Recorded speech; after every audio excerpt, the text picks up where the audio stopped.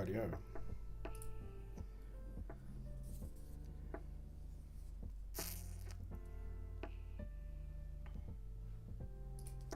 Looks like we might be live again.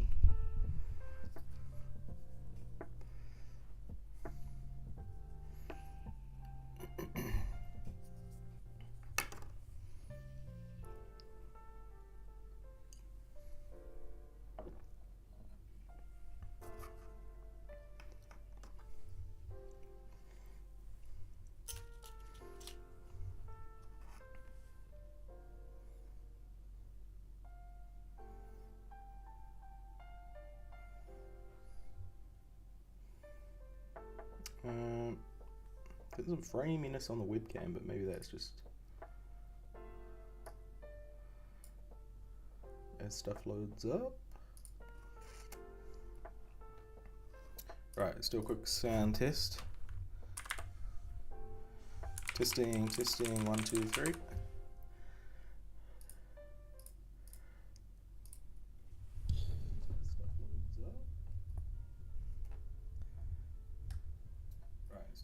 Sound test. Testing, 1, 2, 3.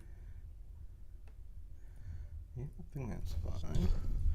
Might be a little bit of echo.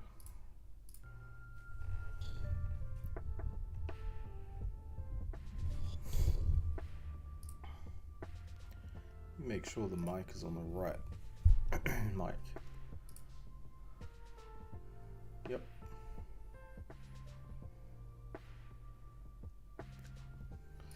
Cool. Well, back again. It's been a minute since my last stream. Yeah, it's been a crazy week for me. We released our game at work into 1.0. It's been in early access for about a year, so yeah, it's been wild. There's been a couple of very late nights, speedy hotfixes that needed to go out, etc. You know what, let's do I don't really ever do this, but let's do a quick shameless plug. Why not? The game is called It's Only Money, and I am one of the people running the company, and we've been working on it for about 4 years. It's currently 30% off on Steam. It's like an open world crime sim game. Yeah. So definitely, if you're looking for some sort of like cartoony GTA, go check it out. Maybe it'll be for you. We also have a free demo if that's something you're interested in. But yeah, shameless plug. This is the hotfix. And yeah, but anyway, so it's been taking a lot of my time this week. I've just been kind of too tired at the end of the day. And today when I got home, I fell asleep face down on the floor for an hour. So it's been rough, but we got through it. So yeah, anyway, tonight I kind of don't really have a plan, honestly. We'll just get back into whatever we were working on, I think items or something, and yeah, just have some fun, have some chill late night coding. Hopefully my settings are fine. I updated OBS. Yeah, I don't know, we'll see. It does look like there might be a bit of lag on my webcam, but it's whatever. It's what it is.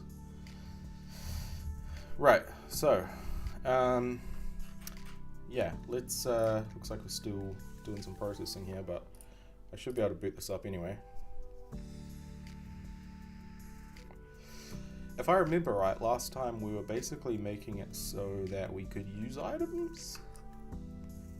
It's the last thing I remember doing anyway. Yeah, so we have these consumable items. And actually this project, by the way, I guess I should recap it at the start of every stream, but it's basically procedural RPG experimental sort of project I've been working on. Don't really have plans for it, might never release it, but it's just kind of like my hobby project in my spare time. Yeah, so that's kind of what we're working on. I also have a project, the TypeScript game engine that I've been building. That's kind of on hold a little bit at the moment. Just not really feeling very inspired to work on that at the moment, but I probably will jump back on that at some point soon, I would imagine. Please tell me I don't have to wait for this whole index to happen before I can boot. Okay, I might. So what we will do... Wait, oh no, it is building, okay. Yeah, I thought I indexed everything last time, but maybe Rider had an update or something.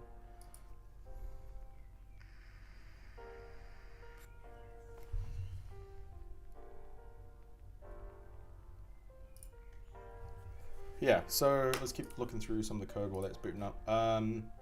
Consumable items, so we basically just have a use function, that's right. And we have these kind of grossish functions going on. The transfer stuff, I think we finished all of that.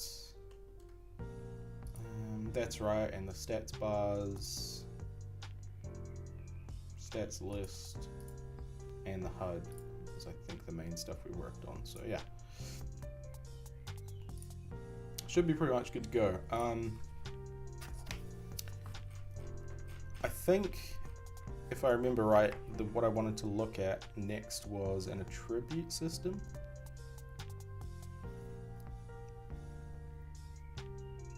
Maybe? Because I think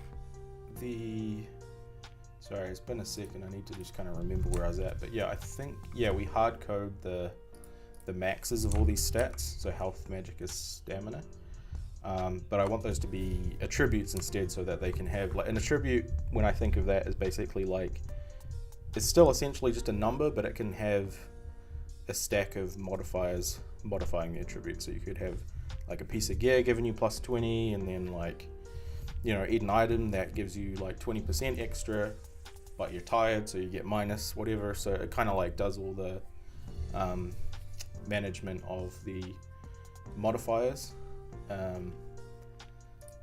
Yeah, whereas if you just had a bunch of floats in a class, you'd have to like kind of write, like, it would just be way more difficult to manage. Basically, you'd have to have like functions for each modifier and whatnot. So yeah, so let me have a quick look in this. Oh, you know what, let's go to the village. Have a quick look in here. 50, those bars don't look, oh, there we go. Took a second to load for some reason, that was weird. Yeah, so if I eat an apple, yeah, stamina goes up, which is pretty much, I think, where we left off. And I might have fixed some of this filter stuff. Potion doesn't do anything, and you can't equip weapons. So yeah, I think what I'll do is I'll start with the attribute system real quick. Well, I say real quick, but usually it's not real quick. And then maybe, like, at some point soon, I want to start looking at the actual equipping of items and weapons and stuff like that. Yeah. Right. So let's start on this then. Looks like I actually have something checked out. What did I do here?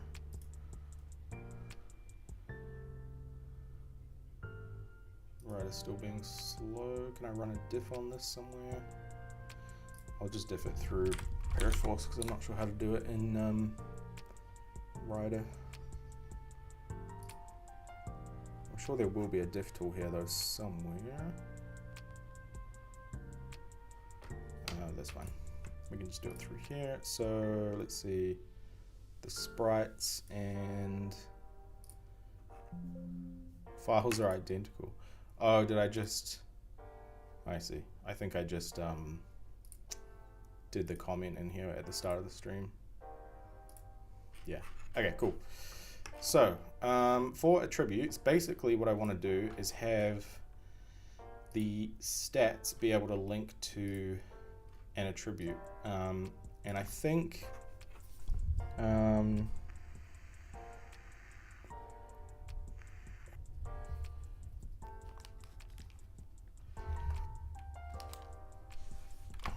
okay, so let's just start making the system. So what I'll have is an attribute manager. Might be a little like off the mark today, by the way, for this stream, because as I said at the start, I'm pretty tired, but I did want to get a stream in here, so problem solving skills might not be on point. Not that they usually are anyway, but yeah. Okay, can't Alt O again. That's fantastic. What the? And F1. Why can't I Alt O? Are we still indexing or something? Oh, whatever, it's fine. I'll just do it the old-fashioned way. So the attribute manager is basically going to be in charge of, how do I say this without just saying the name of the class? Like, essentially having a list of the attributes, and like when things want to check the attribute of a certain actor, they'll go through this basically. So it's like the thing that the manager for the attributes. So it'll be like attribute manager dot get attribute and probably like a gameplay tag to find it, or maybe a class. We'll see. I haven't decided yet. Yeah, so we have the manager. Now I need the actual attributes themselves.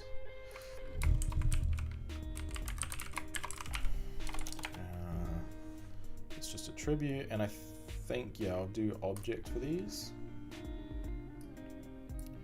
I should probably make this as a plugin, honestly, but I guess I can go back and do that after the fact.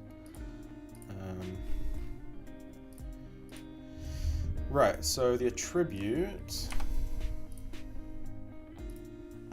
is essentially gonna be something like, we will have a float, so all attributes will be floats, and we'll have like a current value. And we're gonna need obviously some getters. So I'll do, I haven't seen how to do it, but I've seen talk of like a new way to do getters in Unreal with like a specifier, so I might have to look into that at some point. Print pure, get current value, and we'll just return the current value here for now. Okay, so this basically is just a class wrapping a float right now. But what we want to do is have the attribute manage its own list of modifiers. So I guess we'll make that class next.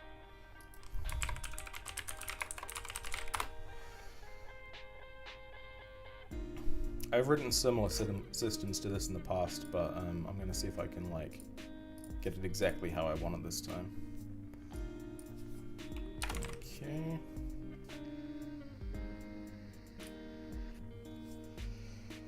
I don't really need these to be blueprintable, I guess.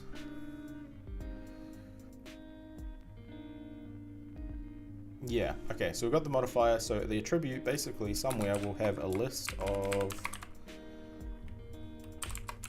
attribute modifiers.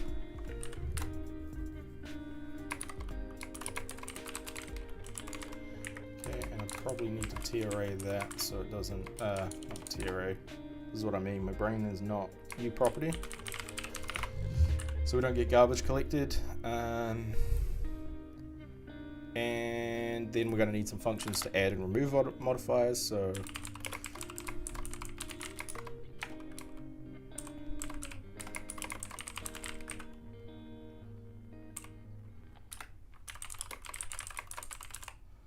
modifier. Okay. We'll make these U functions. They can be called from blueprint.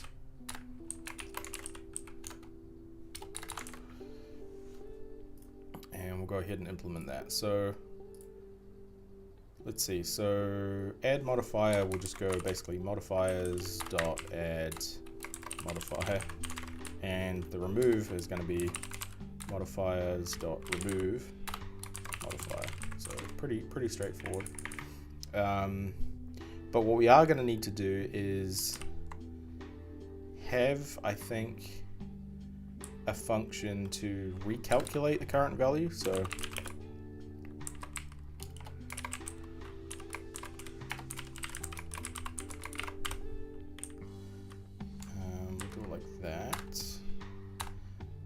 this will basically go, let's see, we're going to need a base value.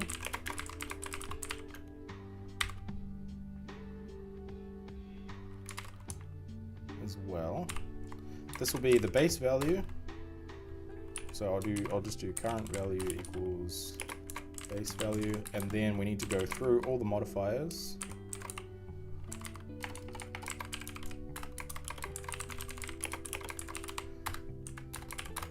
And for each one, basically apply it. So modifier dot apply to the current value.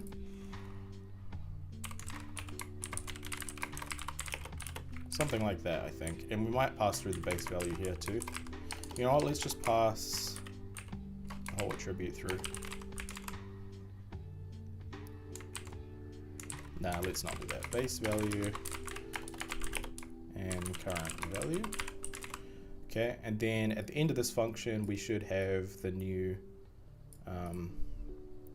current value. So modifier.apply. Okay, so we need to add that now. That returns a float, and we have base value, current value, and I will make this virtual, I think. The base one is just going to return and do nothing, so I'll just return the current value, because I'll create children of this this class.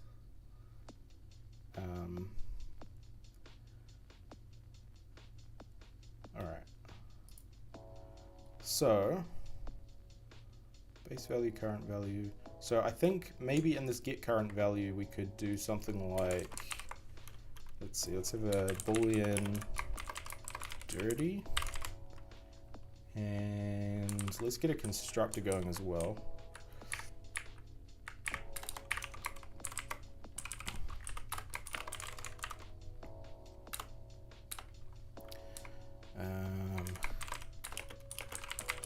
True.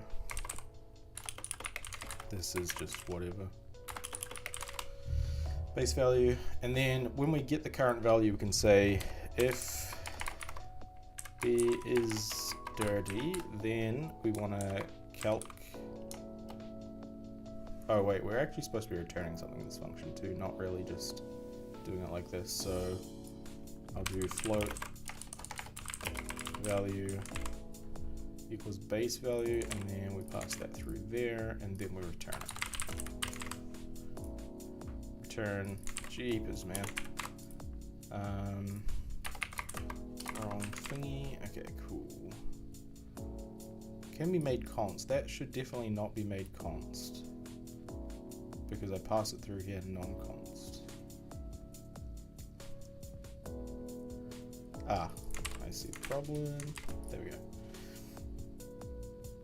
Cool. So if it's dirty, we just do current value is the new calculated one.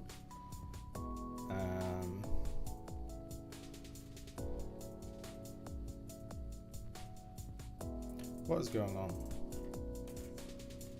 Calc current value, yeah, that looks right. And then return current value. Cannot assign to read-only type. Oh, because this function's const, right? Yeah, this one can't be const anymore. Because technically it does change a member variable, but it will only do it if. Actually, yeah, and I need to go like this. Basically, anytime we want to recalculate the attribute, we just mark it as dirty. And then the next time something tries to access it, it'll recalculate it and then return it, and then just keep returning this from then on. So it's like kind of like a lazy calculation. Like it just does it on demand when it's used rather than when we apply the modifiers. That does mean though we need to mark it dirty here when we add a modifier or remove a modifier. we do need to mark it dirty in both cases. Yeah. Something like that, I think, is pretty much the gist of this. Okay, and then what's next? We need the actual classes for the modifiers. So attribute modifier,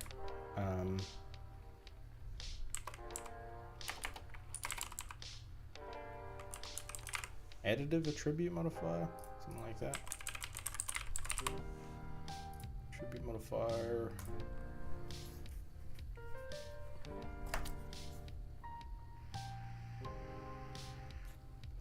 My webcam's still late. A little bit. We are dropping a few frames, which doesn't normally happen. Right, so we have this class. Basically, we just need to override that function. So apply. And what we want to do for add is return the current value plus some amount, and the amount is going to need to be set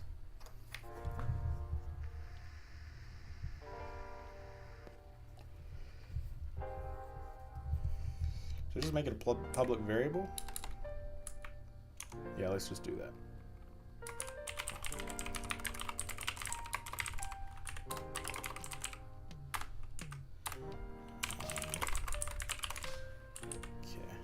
Like that, and then we just do plus amount. Pretty much that. So if we pass in like 10 to this function, it'll be 10 plus whatever the amount of this modifier is. So like say you're adding plus 20, we return 30. Probably didn't need to explain how addition works. Okay, so then we'll do a multiply.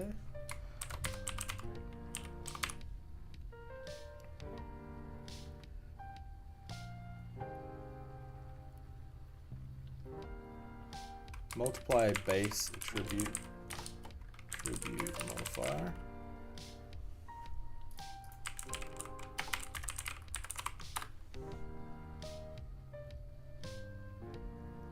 Okay.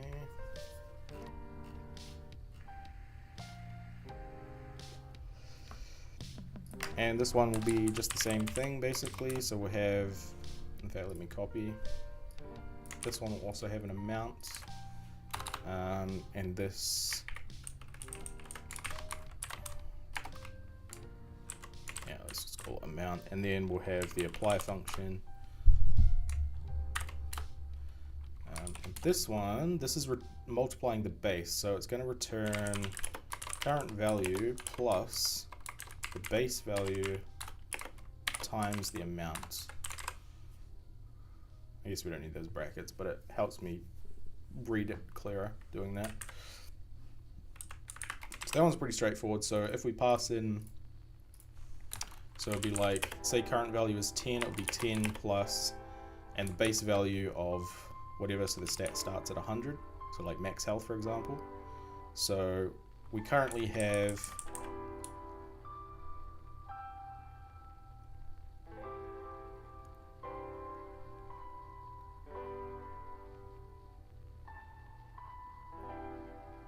so say it starts at 100, so the base value is 100. That would be the current value at the start, and then that would be times a percent, which would be like 0.2 or something. So that would be 20, so you get 120 health. Yeah, that makes sense. Just make sure that math works out. And then the other one, I guess, there might be more of these I need, but I think these are the ones I usually use. Attribute modify. And this one is super powerful, and I don't use it super often, but multiplier attribute modifier. This one isn't going to multiply based on the base value. It's actually going to just multiply like the whole number essentially.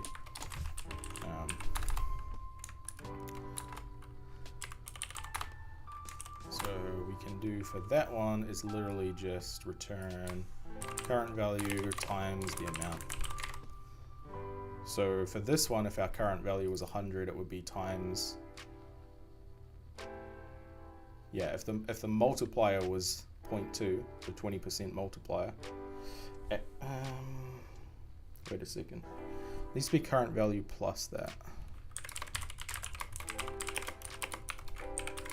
Yeah. So if it was 100, it would be plus 100 times 0.2, which is the same as the multiplied base. But then if we take that 120 and this modifier happened afterwards, it would be 120 plus 120 times 0.2, whatever that works out to be, 24. So 144, I guess. So yeah, it's more powerful because it applies, like, depending where in the stack this applies, it can like keep getting bigger. Like if you add say we have a modifier before this that adds 100, so then this would be current value, which is 100. No, it'll be 200 because the base value is 100, so it'll be 200. Yeah, you know what I'm trying to say. Look, this is not the night for me explaining stuff. Yeah, it's fine. Anyway, that will work, I think. And then modifiers, I think we're done, maybe.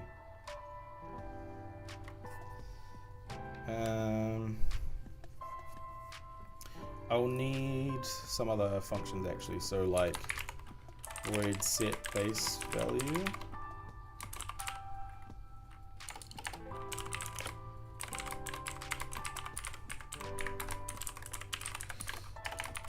Blueprint, callable. Don't need anything else.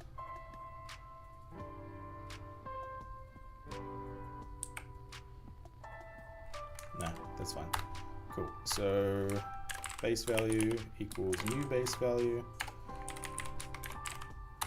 And then we can just mark it as dirty so it recalculates. And yeah, that should be fine.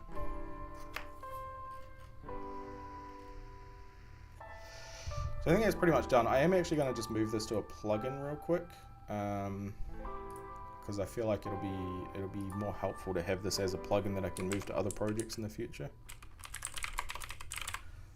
Attribute system, blank is fine. Put it in there, and I should close this. Yeah. Public, private. I actually don't. Oh no. Attribute system module. Can I rename this? Or is it going to be mad about this? I better not. Attribute system. Oh yeah, that's fine. We have attribute manager. Okay, cool. So yeah, let me compile in that plugin real quick.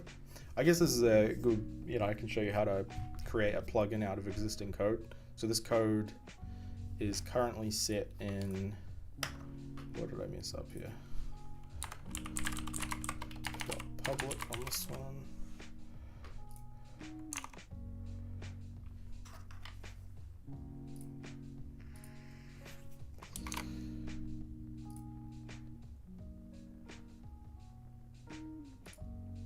I think it's because it's indexing, that's why things are playing up a little.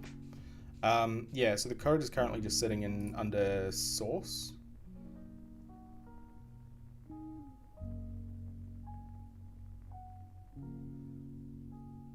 I must have screwed up the inheritance there, but yes, the code is currently sitting under source, and this is basically just like, the main module of the game. And then you can, essentially have a plugin, which is just code that's easy to port to a different project, essentially. What did I base this off the wrong class, I think, maybe? Yeah.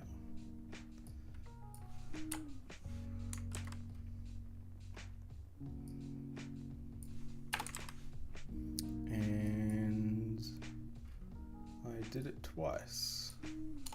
Holy crap, this stream might be a little rough. Just based on the number of mistakes I'm making already.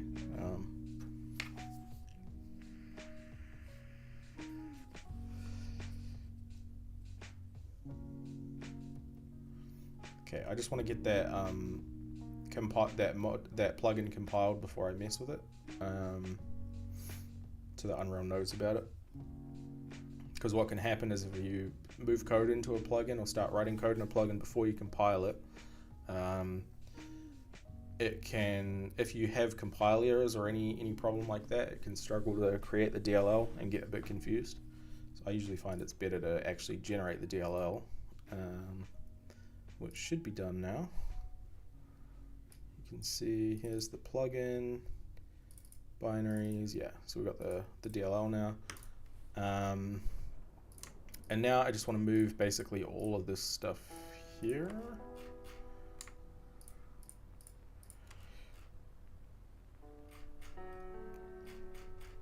I think that's everything.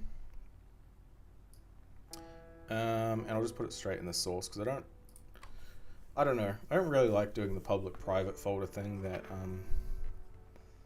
I don't know, I just prefer to see everything in one list. It's probably better to do public-private, I guess, but, so I'm just going to move this out. It's just, for me, having just a single source folder is more intuitive. Oh, did I put everything in the source folder? You got to actually put it in the module itself.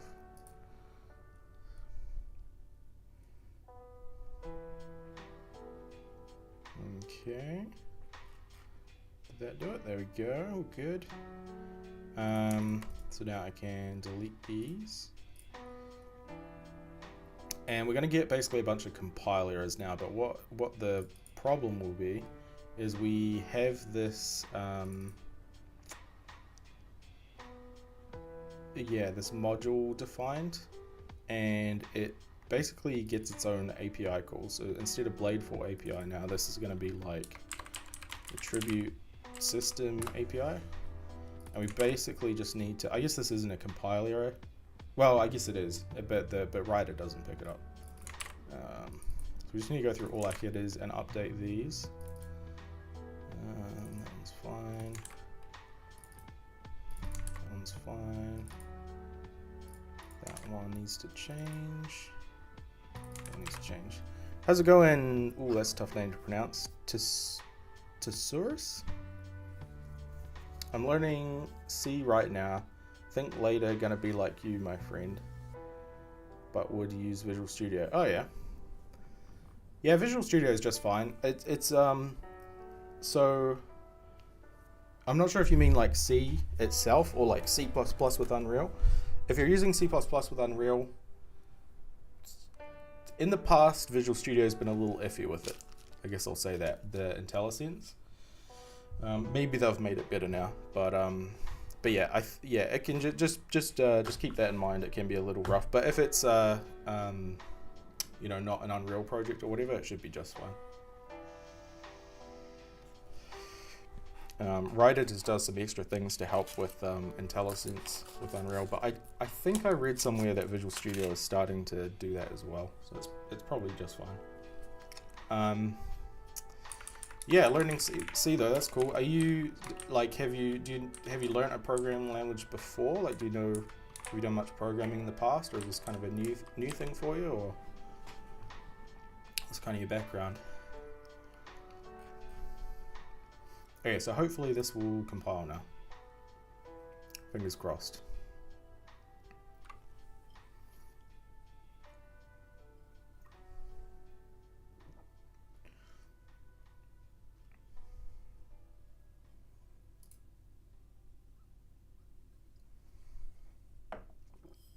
Yeah, we're good. And let me just double check the DLL was all good.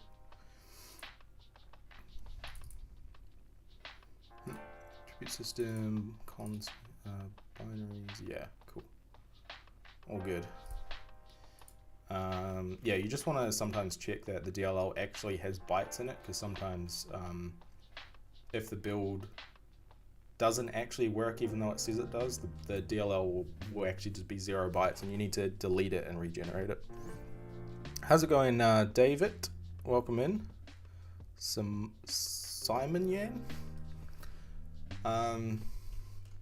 Yeah, cool. Actually, I shouldn't have closed those, but it should be in its own plugin now, hopefully, so we should be good to boot this back up.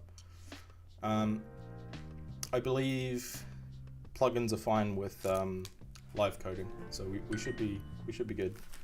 Oh, there goes my Duolingo. I need to keep my streak going by the end of the day. All right. So that's basically, yeah, our attribute system. That should work well enough for now, I think, to get us started. Attribute manager. So I guess what I need to do now is on the player character, I'll add a attribute manager component.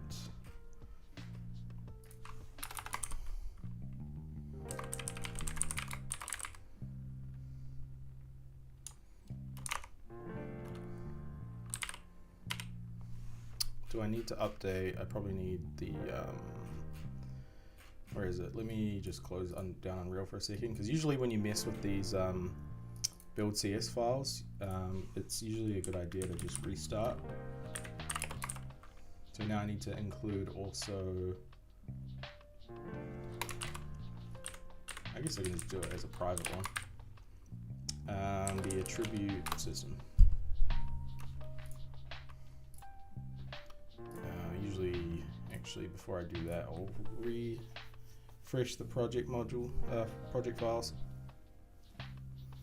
Yeah, but always was like, today I'm gonna make Android app and learn Java.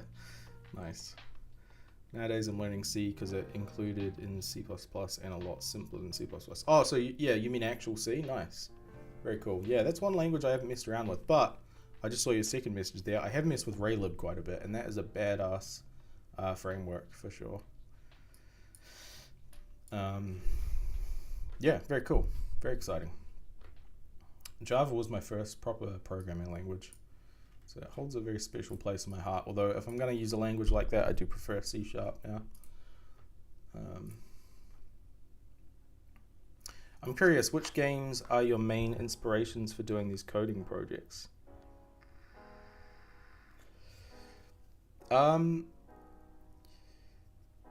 So for this project, wait, what? Did I miss it? Oh, I didn't finish writing the code. For this project, main inspiration was actually Daggerfall and Morrowind, and just Bethesda stuff in general. And I wanted to try, just kind of make some of those systems for fun, but then involve some more procedural stuff and just kind of experiment with like kind of weird ways of doing things. And yeah, so I work on, my day job is a game dev as well, and we make a lot of like kind of just I don't know, there's not as much room for experimentation is what I'm saying. So like, yeah, this project's just kind of me messing around. The TypeScript engine one, I was watching a guy called what was it? Tokyo Spliff. He was making an engine with Vulkan, and I thought that was kind of cool. So I wanted to try and basically make my own game engine, but with web tech. But yeah, you're a programmer too, Devitt, I assume? What kind of stuff do you work on?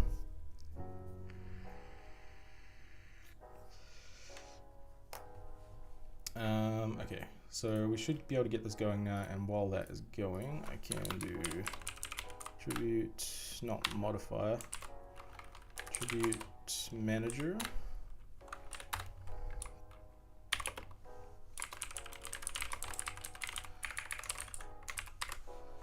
Okay, alright, we're back in action. Attribute manager, so now I just need to set that up. So how's the audio, by the way, guys? I did update OBS, so I'm hoping that everything still sounds okay. Attribute manager. There we go. So we'll give one to the player. We'll give one to like enemies and AI and stuff too.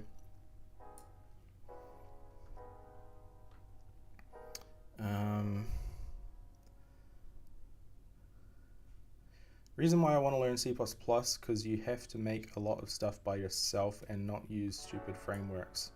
Last time I tried to make Tic-Tac-Toe Dota 2 custom game engine with TypeScript. Oh, nice. Cool. I do quite like TypeScript. Yeah, C++. I haven't done a lot with C++, like outside of the scope of Unreal. So yeah, the C++ I write is like kind of, it's not like, I guess it's a little more Unreal specific. Like a lot of stuff is handled for me.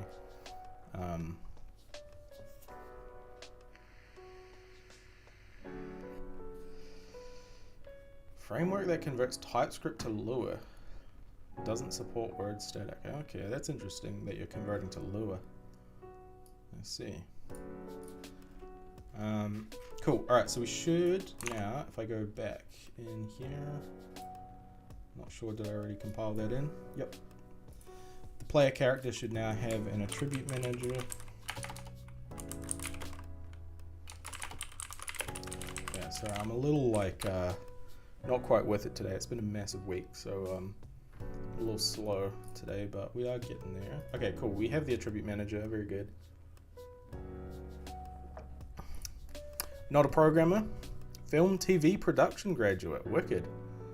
My goal is to transfer my skills towards virtual production and mocap.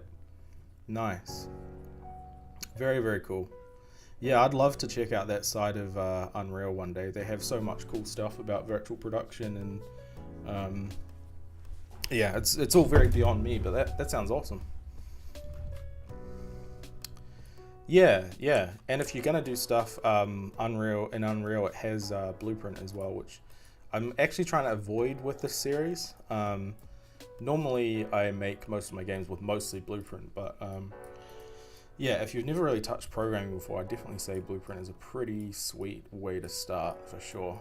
It's all, you know, visual rather than having to, well, it depends what type of person you are. Some people I've found that initially kind of like code can look quite like intense, I guess, like a little off-putting. But it depends, you know, maybe for you it'll be fine. I don't know. Very cool though. That sounds exciting. Cool. So we have the attribute manager. Basically now I need to define some attributes. So how am I going to do that? I didn't really set that up, did I? I guess I need to quickly finish that. So I don't know what key combo I keep pushing to do that, but you attribute, just you attributes.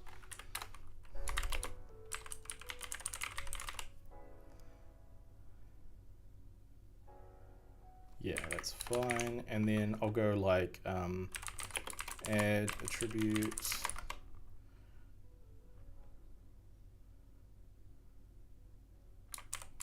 And I guess I'll just pass through a constructed attribute. Do I want to do that? Yeah, that's fine, whatever. And then you attribute get attribute, and this one, I don't know how to do the fancy. I need to learn how to do generics in C++, but for now I guess I'll just do t subclass of. No, that's not going to work because these are all the same type. Okay, so what I need to do then is use some sort of ID, and for that I'll probably use a gameplay tag. So tag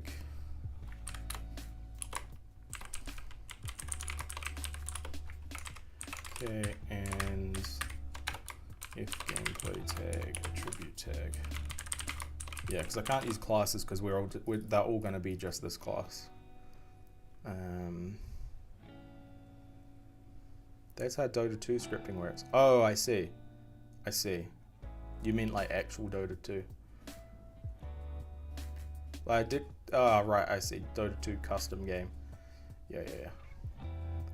Valve made only Lua things, then Lua converts to VScript source 2 scripting language. Well, Yeah, I must admit, Lua definitely is not my favorite language for sure. Something about it doesn't really click with me. But I guess it's popular for a reason. Keep them pure.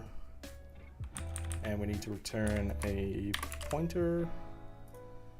And we'll generate the definitions. And this should be pretty straightforward. I just need to switch the attributes to probably a map now, which is like a dictionary, or like a hash table. And I'll use the tag as the key. There we go. So when we add one, we do need to include that. Attributes.add with the attribute tag. Attributes. What is the problem? Did I make this type wrong? You attribute pointer. Come on. There we go. And this one will go if attributes.contains. If that contains the tag, then we will return that. Otherwise, just return a null pointer, I guess. There's nothing really much else we can do at that point. Cool. So now we can actually add and remove modifiers. That's good. If you do any generics and templating, you need to use type trait struct to get around the reflection system. And in some cases, preprocessor macros. Okay. For like Unreal? Is that what you mean? Generics and templating, yeah. Like essentially, I don't really need to do it now because I've changed the way this works, but what I was thinking before was like being able to do get attribute and then like class name here and then just like that essentially. But okay, right. Yeah, I'm gonna have to do some research on that unless there's a way you can explain it in a way, but that's probably hard over chat. But yeah, okay, I'll look that up though. Actually, let me write that down so I know what to research.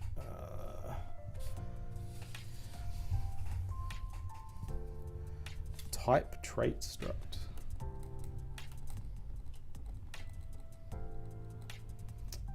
Preprocessing macros. And also welcome in, by the way. Thanks for the tip there. Let me. Oh shit! Did I bring? Yeah. Crack another beer real quick. And if the types are base types of existing compatible reflection types, you should be good. Oh yeah. So the it would be types of your object. Oh shit. No overflow. Yeah, so okay, so that would be fine then. Good to know. But yeah, in this case, I actually do just need to have some sort of ID. So that would be fine. Or it will not be fine.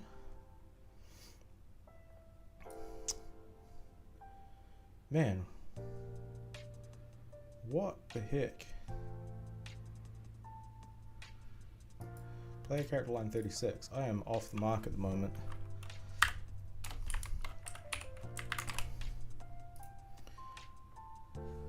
Enjoy the rest of your stream, sir. No worries, and thanks for tuning in. It was nice to meet you.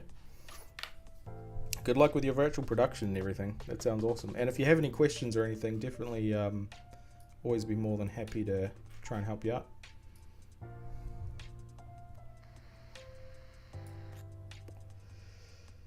What the fuck? Missing semicolon?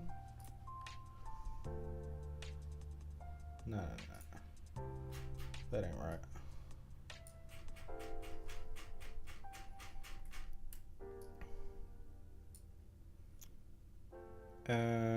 We have Unreal type traits. That's the thing you were literally just talking about.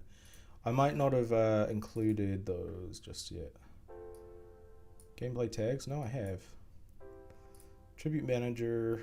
Maybe because it's a struct, it doesn't like me. Also, I should probably properly this so we don't get garbage collected on.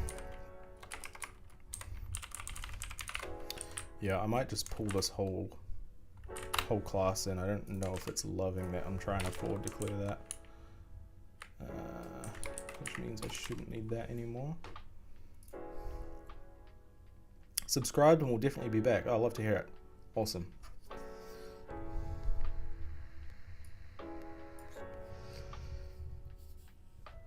TRA is good to start to get it. Ah, true. True. Super good point. I could literally just look at how the TRA works. Let me actually, just out of interest, I just want to have a quick look at that. What class is that in though? What team map, I guess?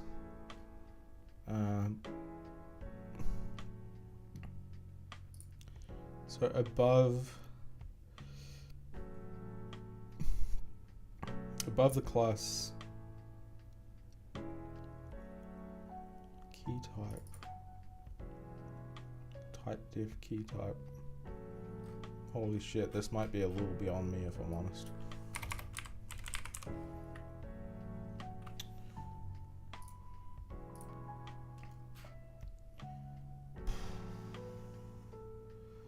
Jesus. Yeah, nah. This is definitely going to be not a stream thing. I'm going to need to sit down and really... Where are my glasses? Here's the actual TRA. Okay, so the actual TRA itself is pretty simple. I don't know what all that crap was. Okay, and it seems like you always type def and then... Oof. Alright, yeah, I'm scared. I'm getting out of there. What's your PC spec? I don't know.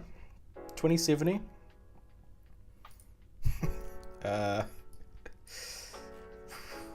16 gig RAM? It's actually a little old now, my PC. 32 gig RAM. And i7 9700K. Yeah, we're getting a little old, this computer, but it's doing its thing. To do custom template for some structure, it can be in some cases involved with an interface. Keep in mind they do a bit of concepts and type trait stuff to determine types at compile time and ensure they jive. Oh, okay, gotcha. Yeah, so it's like a little more complicated because they're doing fanciness, I see. Welcome to the stream, by the way, Tucker Tao. Hopefully I didn't butcher that too bad. Now what do we got? We got I think it's just super unhappy with me screwing up too many times. Let's just close that and do a full fresh build and it should be good. How's it going, Bye? Welcome in. Nice to see you. I'm currently fighting the compiler. So you joined at a super fantastic time.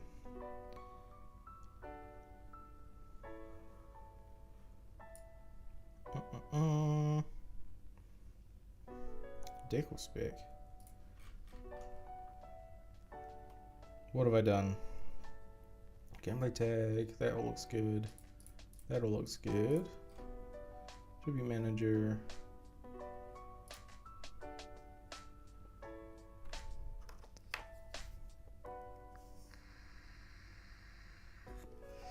I have a Ryzen 5 5600G with 16 gig RAM. Can I learn game development?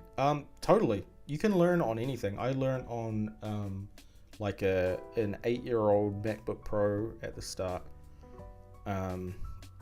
Yeah, which totally fine. The caveat to that is Unreal is reasonably demanding, but you can learn game development in all sorts of other languages or just use a library like I think who was saying they were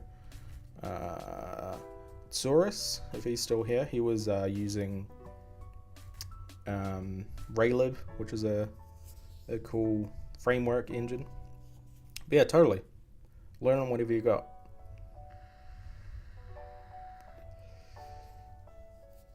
Regenerating project files. Thank you very much. Yeah, it might have been because I was forward declaring and then didn't, and then it just got confused, and I was trying to live code at the same time.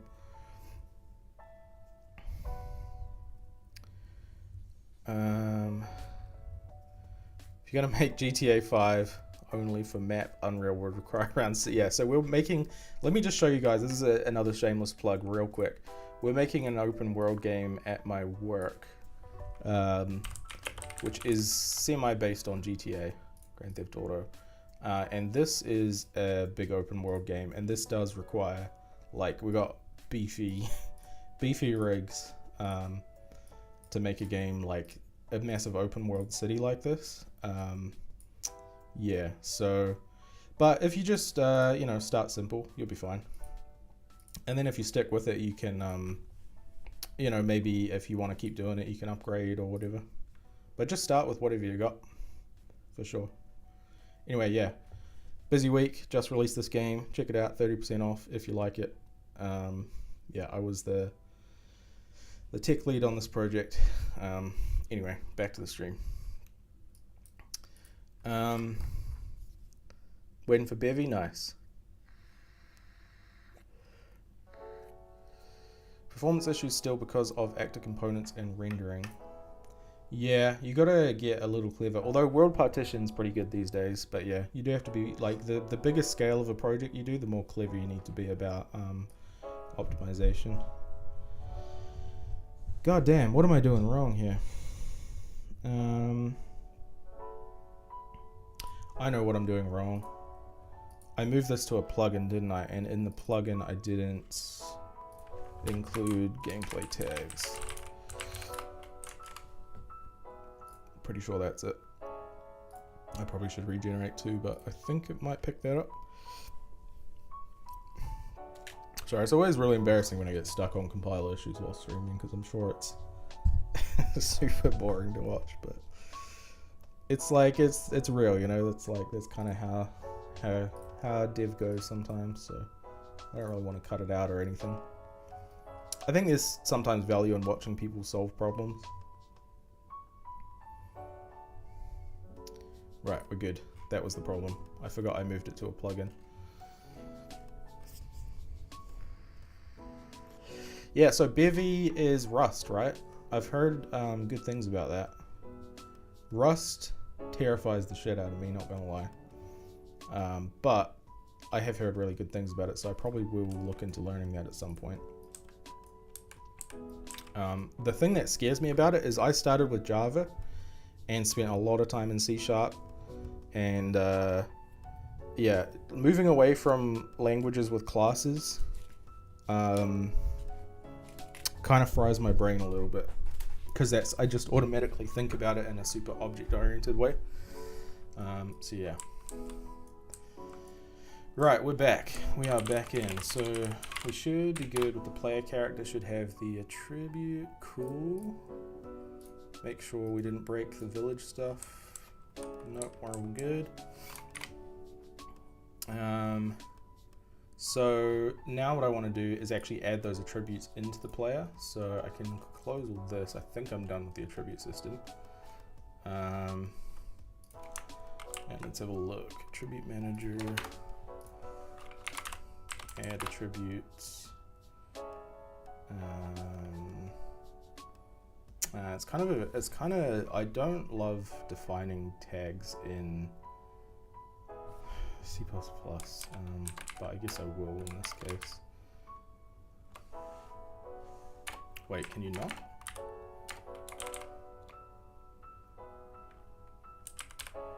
Hang on. Yeah, here we go. Yeah, I really don't like, you know what? No, I'm not.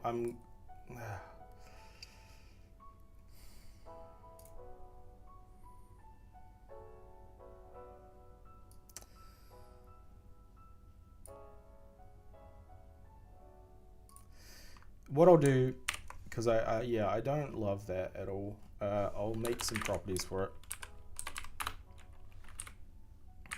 Let's not forward declare these, because I don't think it was happy last time I did that. So max health attrib,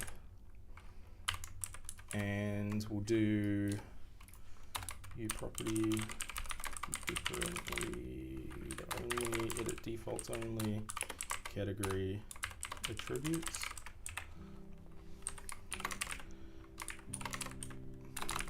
I don't know if I'm going to keep it like this. So we got Magica and Stamina. No, not Stamina. Fatigue. Alright, cool. So we'll use those instead.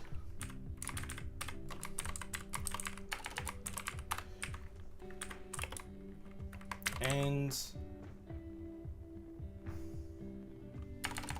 I'm actually going to change the definition of this a little bit. So I'll do this function, rather than taking in a whole attribute, I'll have it generate the attribute itself. But what I'll do is I'll take in a base value instead. Oh shit, that's not what I wanted to do at all.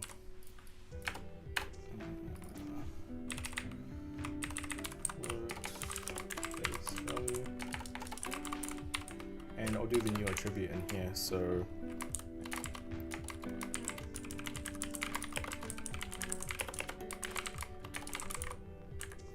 new object, new attribute, oh god, new attribute.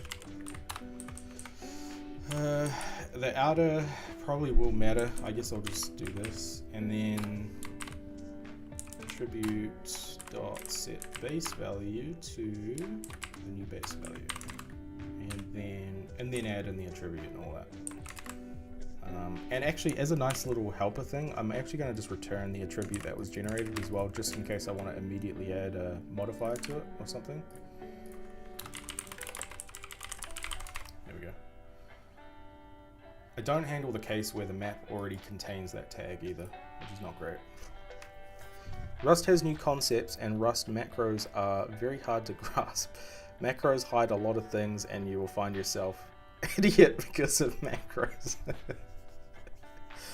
Because many crates don't have good documentation. Hell yeah.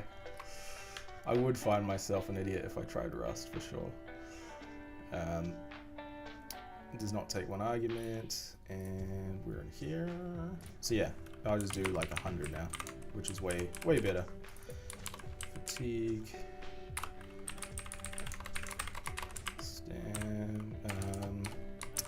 Magica trib. There we go. All at 100. Okay, so we're making progress. This is taking a hell of a lot longer than I thought I was gonna take. We're at over an hour. But yeah, is what it is. What about assembly? Isn't that the easiest language to learn for beginners? 100%. If you go to binary, it's just zeros and ones. Like, you know, there's only two. Like, there's just 2 digits. You know, like. Okay. So we should actually have an attribute system running now. It's just you can't actually tell at all because I don't do anything with it. So the next thing is going to be probably to commit, and then. Wait, is that everything? Yeah. Attribute system plugin. Can't wait to start it. I can't believe people used to have to program an assembly, man. I can't believe that someone programmed, was it B, I think, before C? In assembly. That is like wild to me that someone, like, I just, you know, like, how do you not, I don't know. People are dedicated. I would give up so quick though. Do you want to kill beginners? Yeah. That's how you scare off new programmers for sure. I think they teach new people these days like Python, right? Isn't that the new starter thing? It was Java when I was at uni, but I think like we get a lot of people with Python experience now. Okay, cool. So we got the player. I basically just need to hook up these attributes now to the actual maxes of these stats, because these are just all hard coded at 100 now.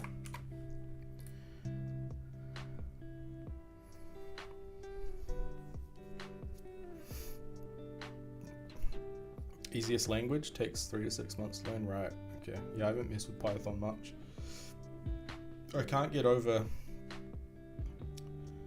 the styling of it is like real like not confusing, but like all my autopilot is to use semicolons and like braces and stuff, and because it uses indentation, it really, I don't know, trips me out for some reason.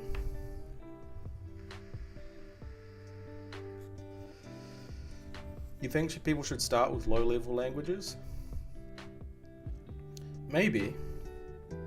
You'd probably get the deepest understanding doing that. I think though there's value in like starting slightly higher level than that, because then you can kind of understand what programming is in general before going too low level, if you know what I mean. At least that's the way I kind of appreciated learning.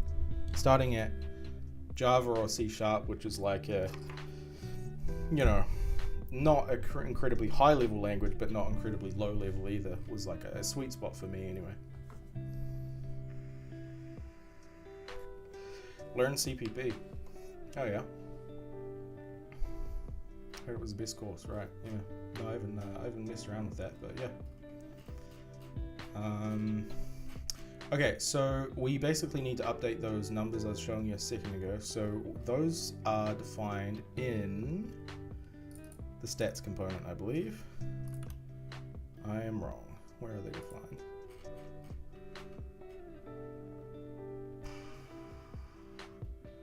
Character stats components. No, they are in here. Take damage, yeah. Oh god, don't judge me for this class. This is so yeah. Anyway, whatever. I don't want to get into why this is bad, but yeah, it's well, I will. Essentially, I have like these three, like this class has too many responsibilities right now. It's in charge of like health and magicka and fatigue, when really what I want to do is do something similar to what I just did with the attributes, where this character stats component just manages an array of stats, which are objects which manage themselves. Because now I'm going to have to write this code like 3 times.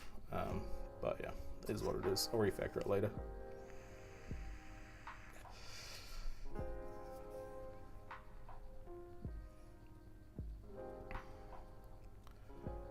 Many people recommend starting with Python so that they won't give up learning harder languages. Yeah, true, I guess. I don't know, Python's syntax is just such an outlier. Like, it's not really like, as far as I'm aware, many other languages, you know? That's why I don't super love that it's like the entry language. Java is a good language for beginners to start. Yeah, I agree. I'm biased, I guess.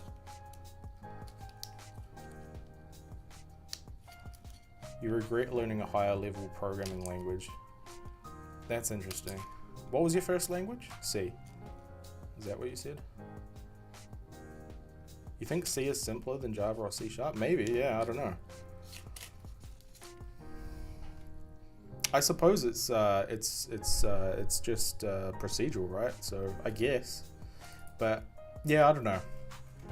Maybe I'm too old school in my thinking, but I just think the way of solving problems with object-oriented techniques is better, but that's probably really controversial to say. I don't know, man. I just do my thing. But it is interesting to me how people learn, because I remember for me anyway, like, I would try and my first project I ever tried to make was a Sudoku generator, which I had no idea was going to be so difficult. And I didn't know about wave function collapse back then. But yeah, it was like looking at like I didn't even know what I was looking at when I was looking at code for a really long time, until a really specific moment that I can still remember, where everything just started clicking, I guess. Like, I don't even know how to explain it, but like one moment I didn't know what the hell I was doing, and then the next moment I was like, oh, maybe I'll try this, and then it worked, and I was like, okay, I get it, I get what the dot means, and I get what, like, and yeah, I think there's value to that. Like, having that moment is really interesting. I'm not sure if that happens with everyone or what, but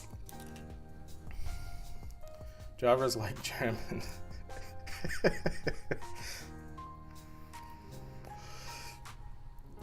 It's verbose, overcomplicated, and it makes me cry every time. Nice. Java's like German. I'm gonna steal that.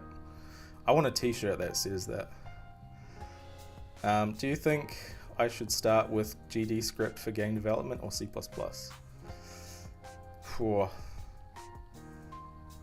I know I just shat on Python for like 2 minutes straight, but I would probably say GD script. But I don't know, maybe someone else in here knows better.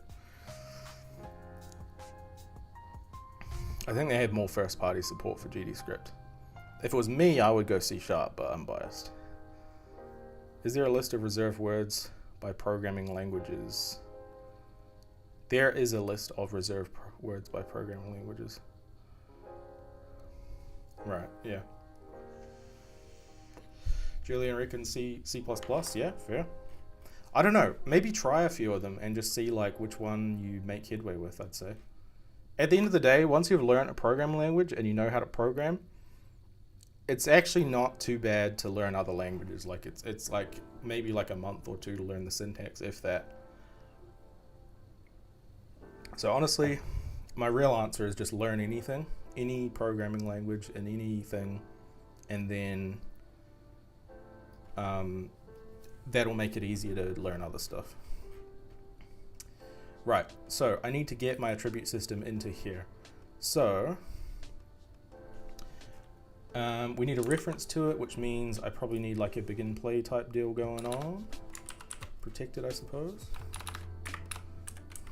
I do try to do stuff in Unreal as much as I can, but because this project is so new, we don't in editor, we don't I'm still writing a lot of the base systems like inventories and whatnot that unfortunately I am spending a lot of time in writer coding. Hopefully doesn't bug you guys too much, but C++ has the issue of it's so old that there's like 15 different ways to do everything. Yeah. C is less abstract, but you can shoot yourself in the foot if you don't understand memory management. Yeah, memory management is really valuable to understand. Just want to do it as a hobby. Heard Godot is good for 2D. Yeah, sure. Totally. Go for it. GD script. Download it now. Godot. Give it a go. Make Pong. You got this. I believe in you, bye. Right. So we've got begin play. So this component will be attached to the thing that has the attribute manager as well. So I don't also love doing this, but I am going to need to basically put a hard link between these two. Attribute manager. So the attribute manager, the character stats component is now dependent on the attribute manager, which isn't great. I should probably abstract that, but yeah, I don't want to overcomplicate it too much just yet. Okay, so the attribute manager, we're gonna get the owner and then find components. Attribute manager, yeah, just that basically. So now we have it. What we can do is we're gonna need to set those what the actual tags are. So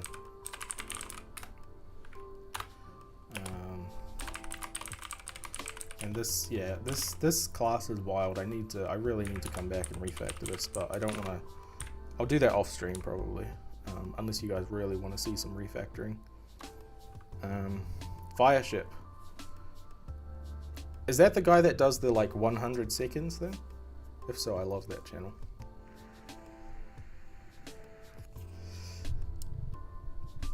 If you use C, you will shoot in your leg. Hell yeah. If you use CBP, you will blow your whole leg. Hell yeah, man. You got some quotes on you, Takatao. I love it. For int learn equals 100, int C equals 0, learn is greater than C, C++. That's a gnarly for loop there.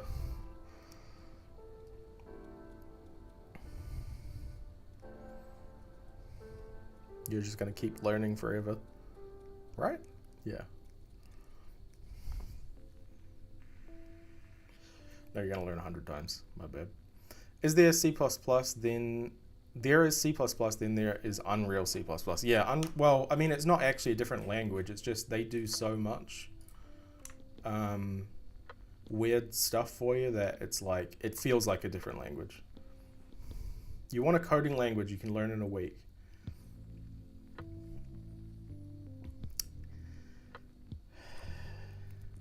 With no experience, I reckon Blueprint. Again, I'm biased because I use Unreal, but you reckon you could handle like these nodes and stuff? I reckon you could get pretty far with this in a week.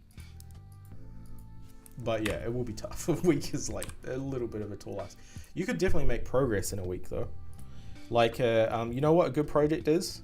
If you do a language, just whatever it is, maybe even TypeScript or something, or JavaScript, a console-based game, like a terminal game where it's like guess the number, like the machine will pick a random number, say between 1 and 100, and then you type in a number, and it'll tell you whether it's higher or lower, and you have to guess it. That's a super good like practice because it's such a small project. Like that, you'd probably be able to do that in any language in a week, for sure. Visual scripting, yeah. I wouldn't do that project in Blueprint though, necessarily. Okay, what was I doing? I keep losing my train of thought. Attribute manager, begin play. That's right, I need the tags, max health.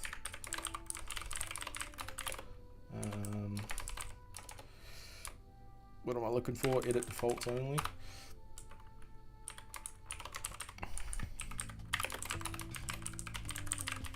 Attributes. Eventually we're going to get to more gameplay stuff, but I do need to get like kind of the low level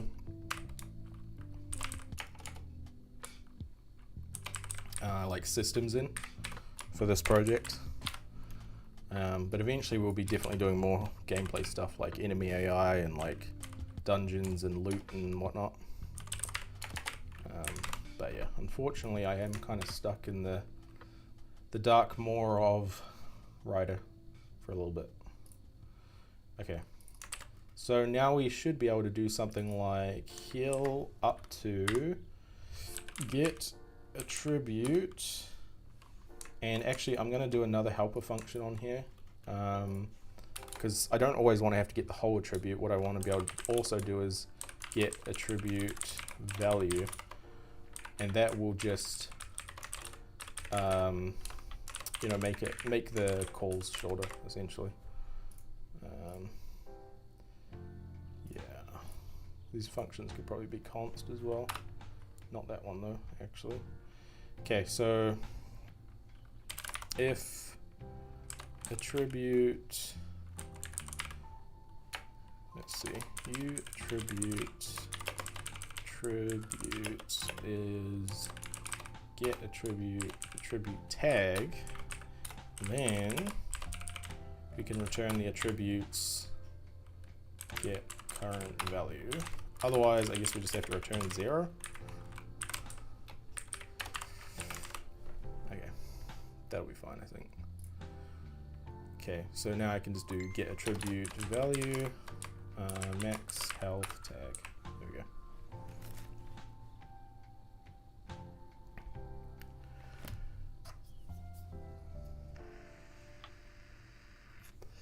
Golang is easier than Python. I don't know if I've seen Golang. Go, right? The Google, is it Google? Attribute manager. Okay, so this one is Magica.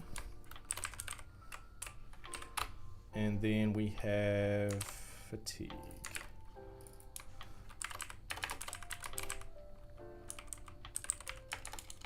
Did I call it stamina again? Fatigue health tag, nice.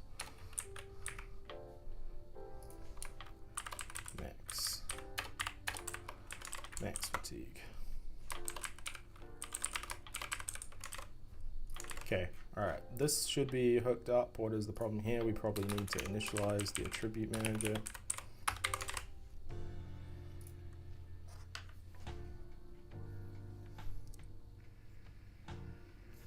Anyone got any cool projects going on at the moment? Always interested to hear what kind of crazy stuff people are up to.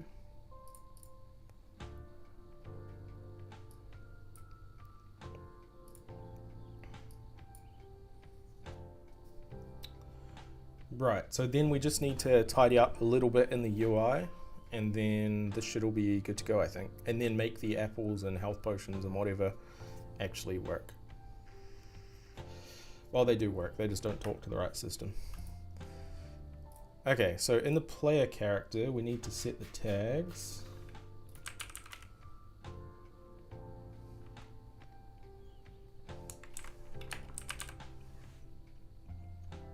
What?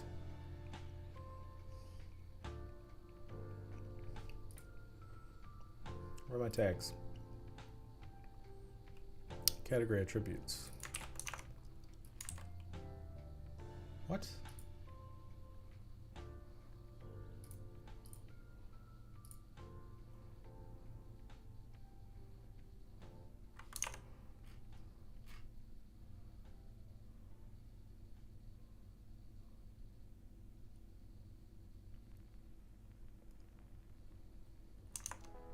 They should be here. What's going on?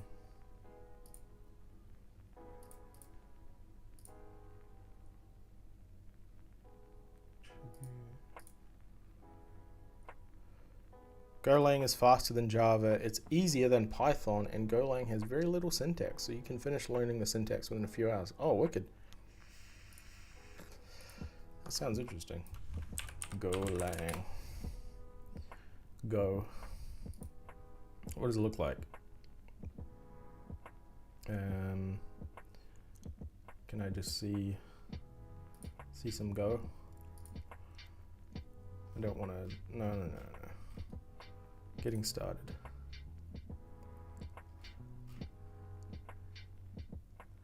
Ah, yeah. No semicolons. God damn. Why is that a thing? I guess it makes sense. Less characters.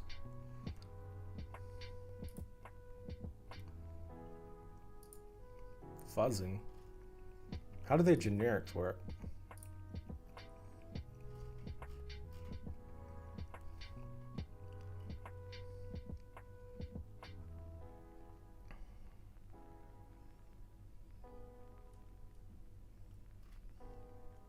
Worth checking out. Wait, my OBS just disconnected?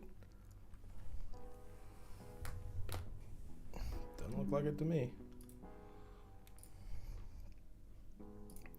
Golang is very easy, I agree. Nice. Oh, there you go. Write something in Golang.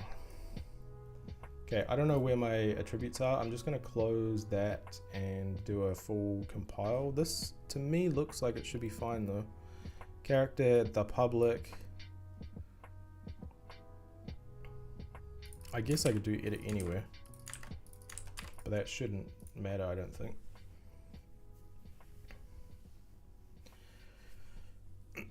What time is it for everyone at the moment, out of interest? I know New Zealand, we're a little further ahead than most of the rest of the world.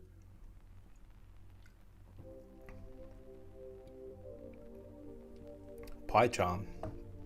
The program? No, it's Rider. Like it's a game development IDE, but it is made by JetBrains, who I'm pretty sure are the ones who make like WebStorm, PyCharm,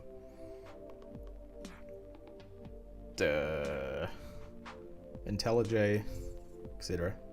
Yeah, it looks the same. Yeah, it's basically the same, you know, like it's part of the same suite, I guess.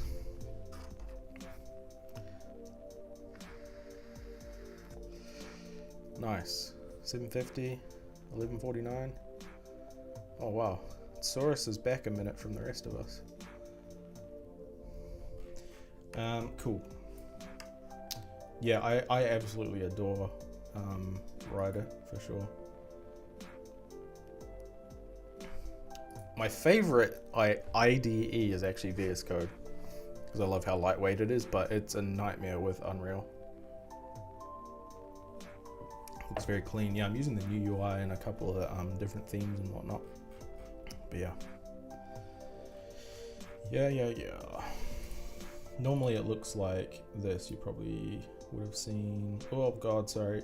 Sorry. I just probably blinded every... Oh god, I'm doing it again. Night. There we go.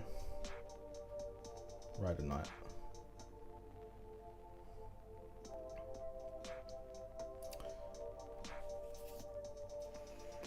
Quick flashbang to wake everyone up. I don't know why Golang didn't become that much popular. It deserves more popularity than Python because its performance and it's very easy to learn. Just my personal opinion. So what is Golang usually used for? Like, where does it live? Like, is it like, because I haven't seen it used for anything before. Is it like a what do you call it? Enterprise type thing, or like backend, or just general purpose, I guess. I never really see it come up. I guess just not that popular, eh? Is it big in game dev? Could be my Leaks language. You guys have got me interested now. Golang is general purpose programming language. You can use it for everything where Python can be used. Okay, but it doesn't like transpile to Python, right? Like it's its own thing. Is it like interpreted, or like does it run in a VM or anything, or is it like just pure, converts to machine code? All right, player character. Come on, I need to make some progress. Don't screw me over, Unreal. Attribute. Here we go. What?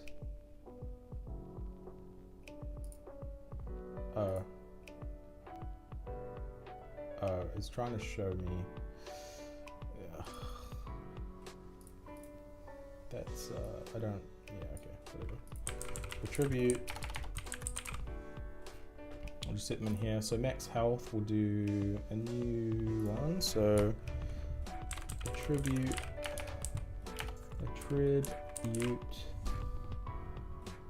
God damn, that text is small. Where are my glasses? Old man. Attribute. Hang on. What the hell? Attribute. There we go. Attribute dot max health.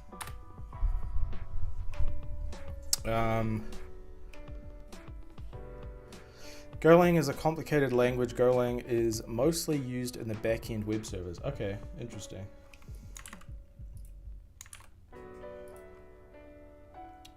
Source is just default, that's fine. Okay, so we've got a max there, and then we'll do magic. This text is probably way too small for stream. I apologize. Fatigue. Okay. Health. Magic. Fatigue. Can I rename that actually? That's not really what I actually wanted that to be called.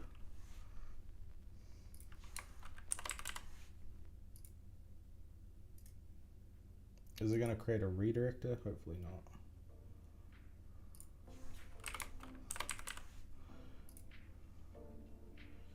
I think it is because it wants me to restart. Okay, that's fine.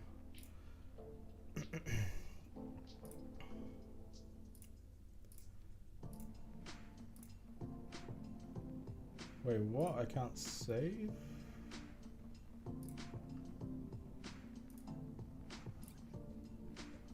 Okay, I think I just screwed something up there. Hang on. Sorry.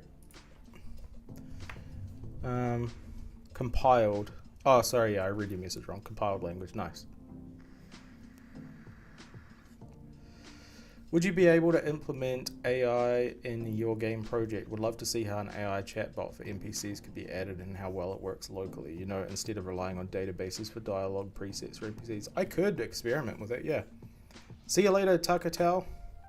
Thanks for tuning in. Yeah, Coondog, I could, welcome in, by the way. I could play with that. You're talking about like a LLM, right? Like ChatGPT or Claude or something like that. My only hesitance with it is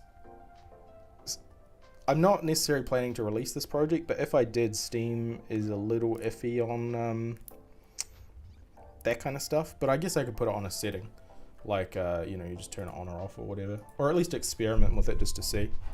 But yeah, that could be fun actually. Maybe I'll do that for an upcoming stream. Because yeah, right now, I guess you know how this works. I probably explained it to you before, but it is just like a straight up database.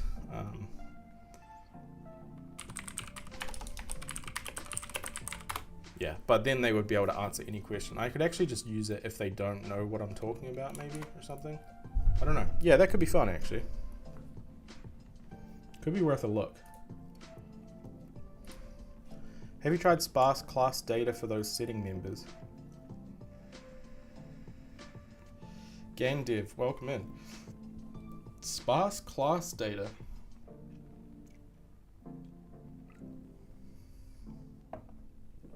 I don't know what that is.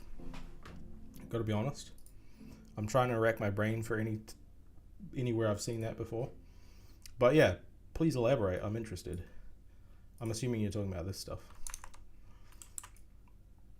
Okay, so we need to quickly set those attributes again. And I'm thinking, just in the back of my head, I'll probably move these to project settings so I don't have to keep defining them everywhere.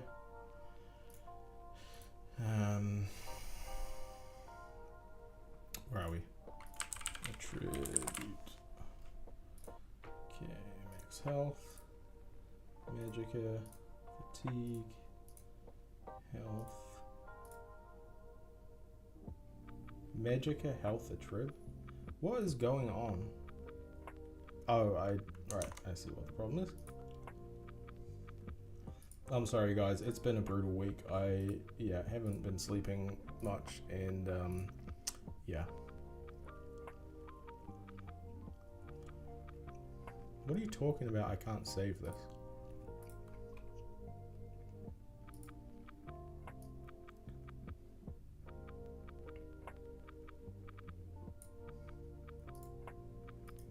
What?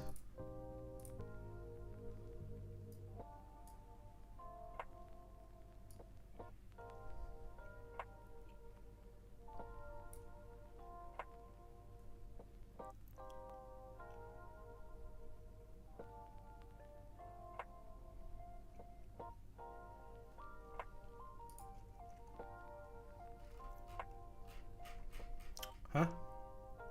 Tribute manager. What is the problem here? That is an error I have not seen before.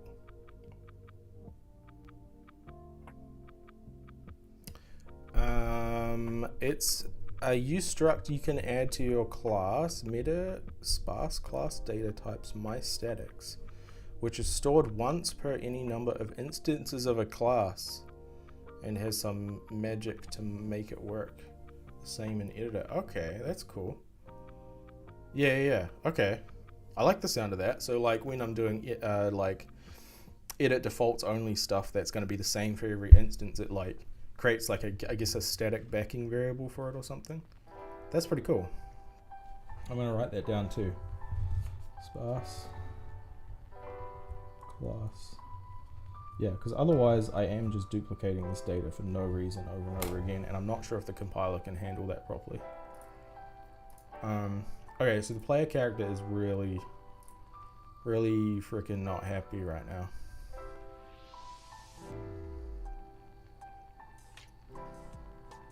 What did I do wrong?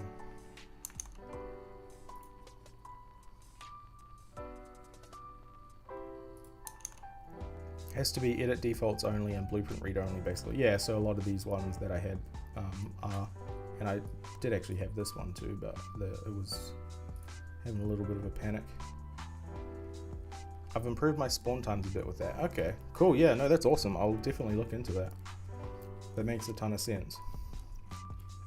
I mean, with the player, obviously there's one player, so I guess it, but like it does make sense for a lot of other stuff for sure. I guess if I do multiplayer. Guys, I'm not gonna lie. I don't know what the problem is here. Get attributes. Like we were fine before, right? I guess I'm gonna start just backing out stuff until we get back working again, and then move forward until it doesn't. Something about it trying to reference attributes, I think.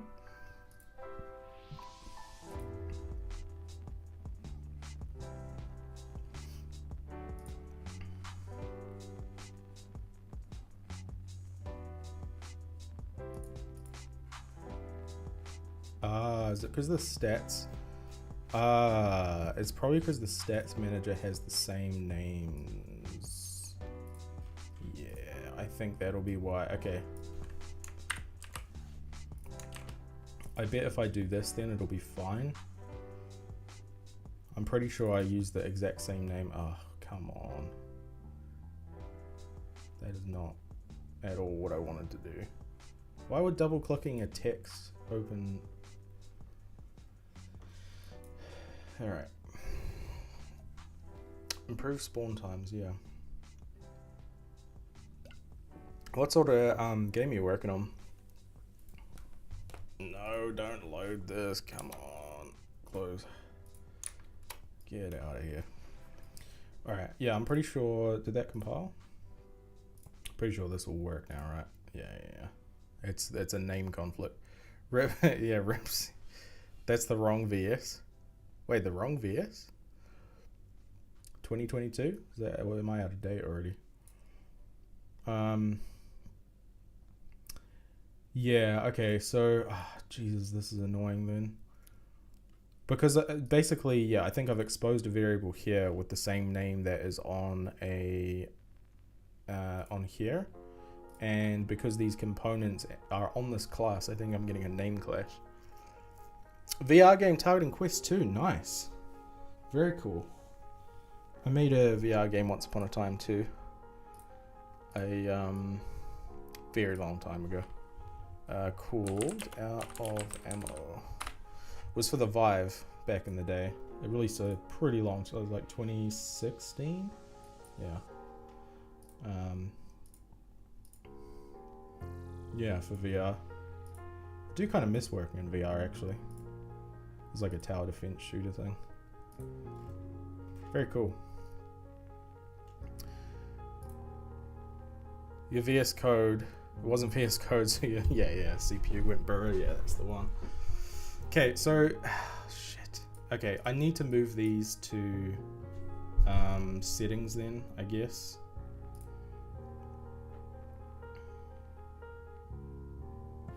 No, you know what I'm gonna do?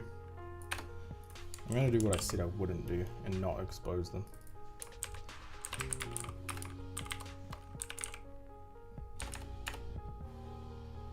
Get, what is it called again? Request gameplay tag.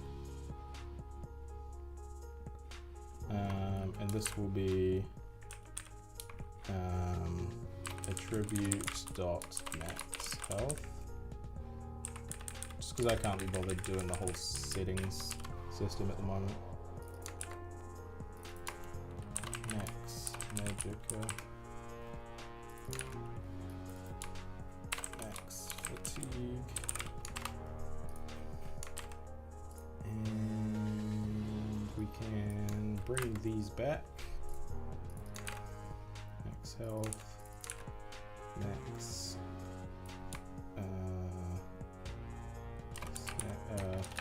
fatigue. The reason I didn't want to do this, and I'll probably switch it out later, is because I don't like typing in strings like that because it's prone to error. I can't believe how long this is taking me to do. I'm so sorry.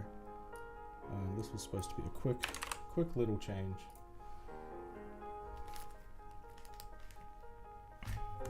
Shaik, welcome in.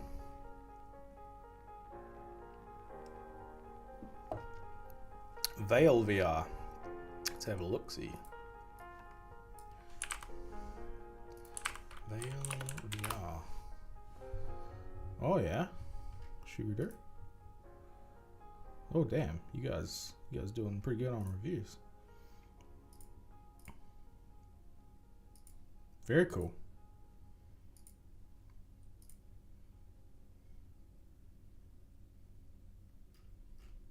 Good stuff.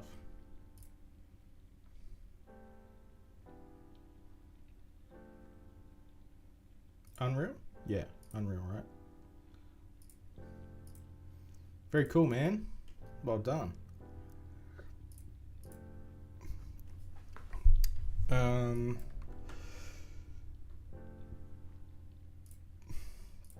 Okay, we compiled up. I think we're good. I think I've got around the problem. But yeah, not in a way that I actually really like, but it does work, I guess. All right, so we're good. Let me just make sure play mode is still good. Yep. And we actually do, I think, yeah, no, we are not doing super hot on that, but I will sort that out. So max health, max stamina, max fatigue. Yep, Unreal, nice. Blueprints. I just need now to look at the UI elements. So those are called stat bar widget.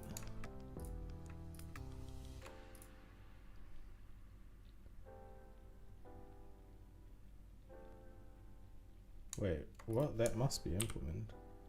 It is implemented. Yeah, so we got also here is the thing. So these are gonna need if gameplay tag attributes tag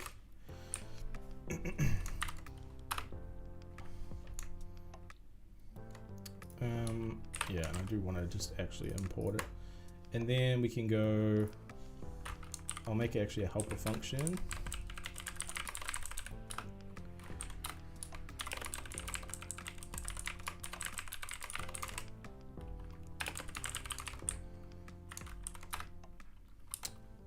We can just do like gameplay statics get player on. We'll probably have to change this at some point too. Finds components, not modify, attribute manager. Could get a crash here potentially if the player doesn't exist, but yeah, get over it. Cool. So get attribute manager dot get value for attribute tag. That should be good.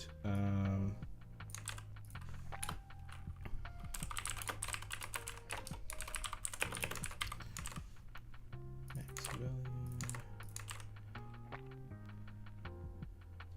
Alright, let's actually make that an int, and we'll do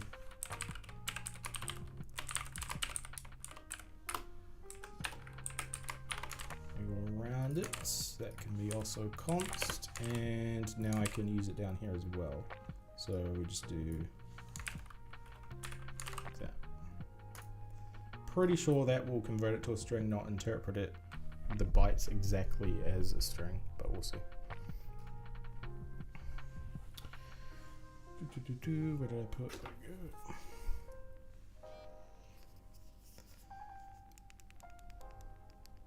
Still using printf. Yeah, it's helpful. It is very helpful. You can do a one where you put actually words in here too, but I just yeah, the %s, yeah, that confuses me. This also confuses me though, because you get into this kind of like bracket hell situation, but yeah, you can do one where it's got named arguments instead of ordered arguments, but yeah, pretty helpful if string format. Okay, so we're good? No, we're not good. We need to go to the player HUD, and oh gosh, something ain't happy there. That's fine, we'll just pretend we didn't see that, and go here, And did I not expose it? God damn it. Sorry, my brain is really not cooking tonight.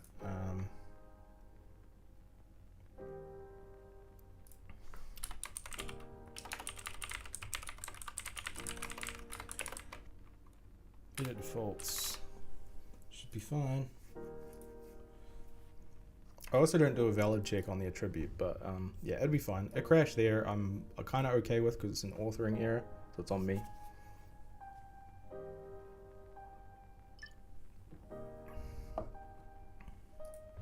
Okay. Where are you?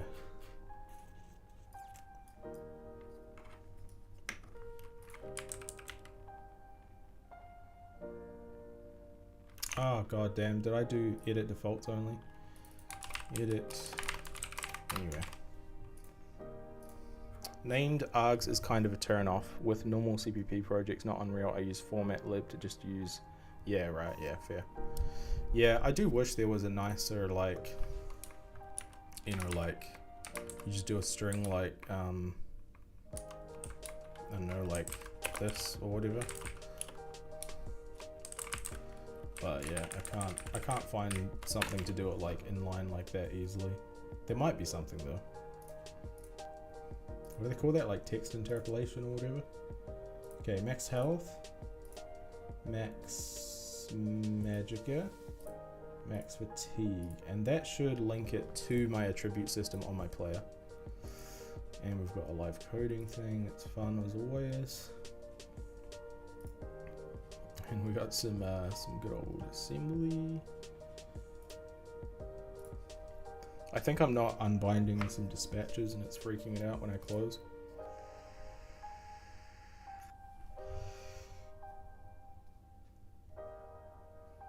Did that light turn off again? I swear I charged the shit for like a day.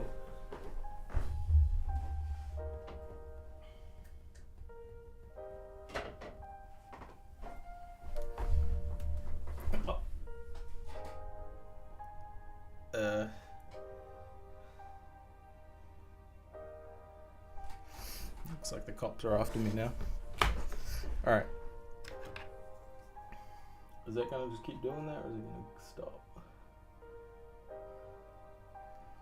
Oh my god.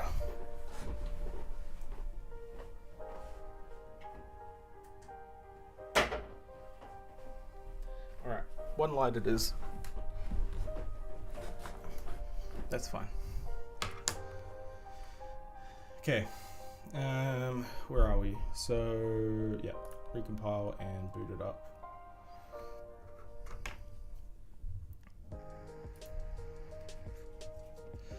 So this is the first project that I have like made a real attempt to pretty much exclusively use C++ with Unreal. And so far, it is slower for sure, obviously. But I think I am enjoying it a lot more. Blueprint is like quite fast, but it is super annoying to deal with on like a large scale project. Whereas this is slower, but it's a lot more methodical and like I'm finding myself less like just kind of jamming code in, making it work and actually like trying to think stuff out properly, which I think I'm liking more.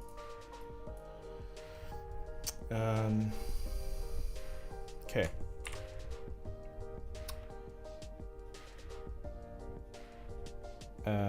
What was it? Player HUD. Good attitude. Yeah. Okay, there's some sort of problem there that will get sorted out later.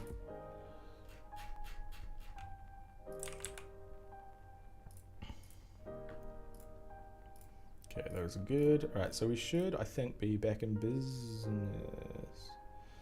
Is this one of the places I said would never crash? Set stat value. Yeah, attribute manager.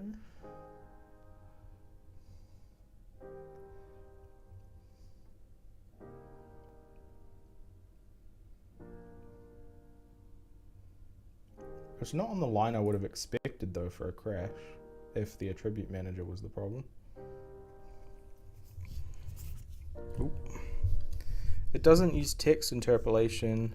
I'm assuming that's where you put the args inside the quotes like Python or Rust, yeah.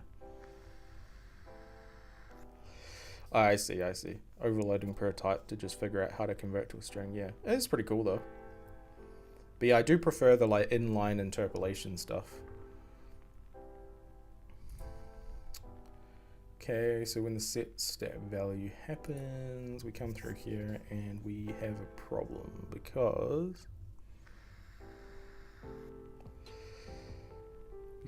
why? Stats updated, which gets called on initialize.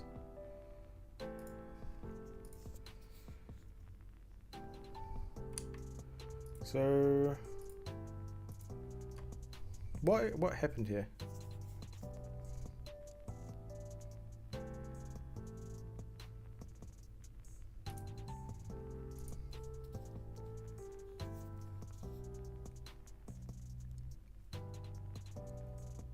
Like, what is the thing that is broken here?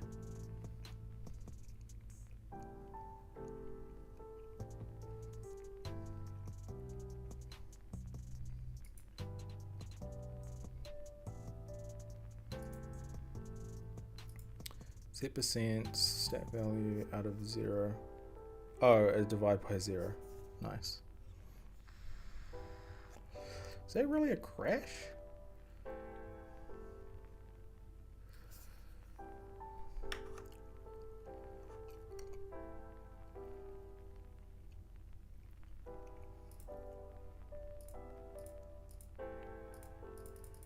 Huh.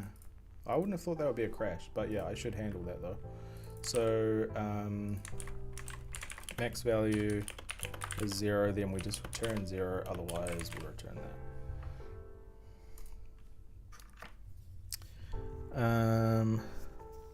Certified C++ enjoyer. When it comes to Unreal, to be honest, Blueprint feels like a trap to me because it eventually slows me down. Yeah, exactly, 100%. Like, Blueprint is fast as hell in the prototype stage and a little bit beyond too, but eventually you hit a point where you're like, man, like it's just, it blows out. It's like, it's too much harder to wrangle. I feel like it just, you can't, for me anyway, I can't just get a solid handle on the actual architecture in Blueprint. Well, I can, but the real problem is because Blueprint's so fast, it's too tempting to be lazy for me anyway.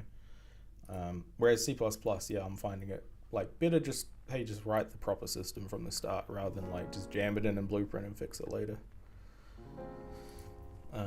Yeah, I was a little bit worried about doing C++ with Unreal, honestly, because I thought it would be just way too slow, and it was pretty, like, I didn't feel great at the start, honestly. Like, it was like, after using Blueprint for stuff for so long,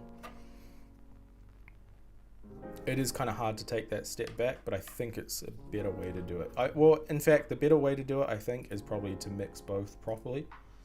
Systems in C++, content in Blueprint, to get the speed as well. But yeah, for this project, I'm trying to do everything in C++ just to see what that's like. Okay, so let's see if we still crash. No, we don't. We don't, but it doesn't find the tags.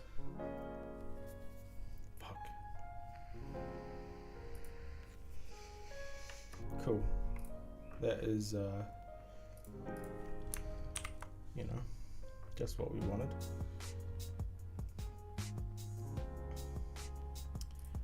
Max health. Yeah. Gameplay tags. What do we got? We got some redirects, which is not really that great.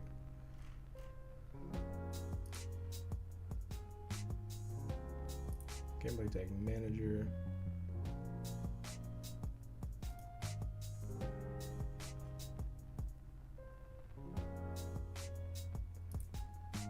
Max fatigue.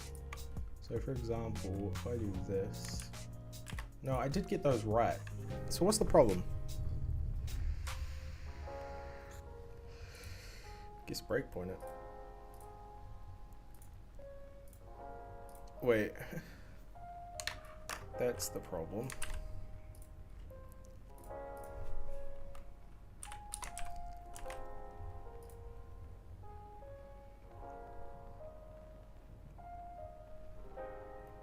I think.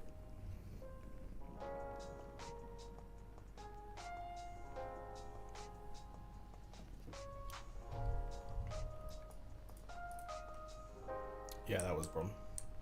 Cool. I was trying to initialize them in the constructor, which is not where I should be doing that. The bars don't look right though. What about if I eat something? Still doesn't look right. Oh god.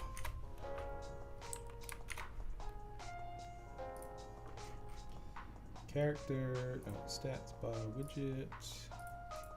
Okay. Set stat value.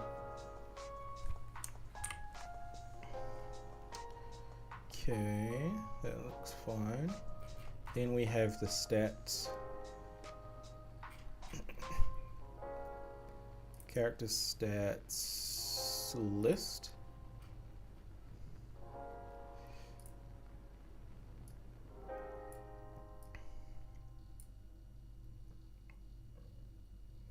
Could be because I'm not, yeah, I think that's actually the problem, isn't it? I need some callbacks going on in the attribute manager. I can't believe this is going to be the whole stream, just this attribute stuff. I honestly thought I'd go do more than this, but never mind. Dynamic multicast delegates, attribute updated, and actually let's do a parameter. Gameplay tag, attribute tag, cool. I feel like I hear a whistling sound though. All right, and then we just need a view property just in case. No blueprint assignable. Attribute updated. And we just need to call that a couple times. Was the issue where initializing gameplay tags in the constructor? I've had that before. I've actually had crazy bugs from that before. Okay, yeah, I was. Yeah. Yeah, moved it to begin play. Because the constructor calls like at weird times, like when you open the blueprint. I think it's when the CDO, the class default object, initializes. I don't know. I don't really understand it, but okay, so attribute updated, we will do that here.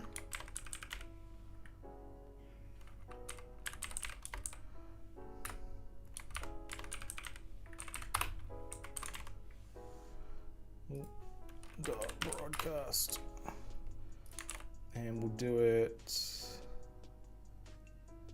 We don't actually have a way to remove attributes right now. Okay, and then the attributes themselves are going to need a callback as well.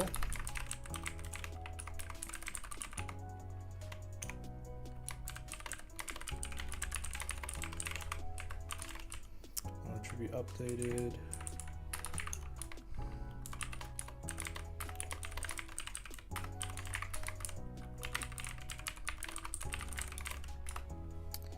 Gameplay tags are within their own subsystem that initializes before other things and will just return empty tags. Sometimes you have to instantiate them mid-gameplay. I see. Right. They're probably in what, like an editor subsystem or something. Good to know. Man, you're full of knowledge. This is amazing. Okay, on attribute updated, so we need to update, so basically anytime the value changes, no.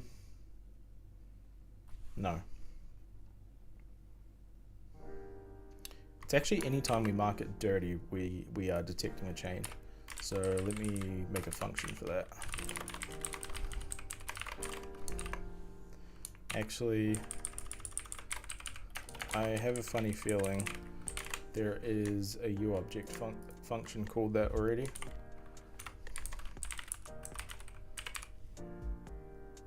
Oh no, maybe not. That we would have been fine to call it that. Oh, dirty.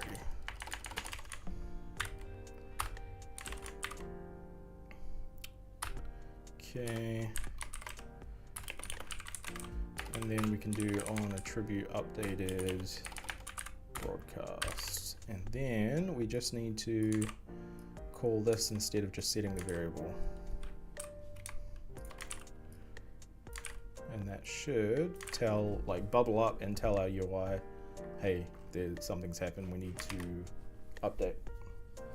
Object instantiation is cursed as fuck. Nice. Constructor only runs procedure. Hell yeah. Which can happen before the tag substance. Sorry. That's just funny as. Alright. All instances just clone properties from the CDO. Yeah.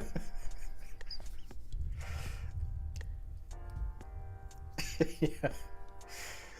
Love it. Fucking love it. Alright.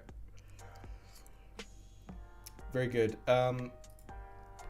So now we just need to bubble that up. So when we add an attribute, we listen for it. Dot add. Dot on attribute updated dot add.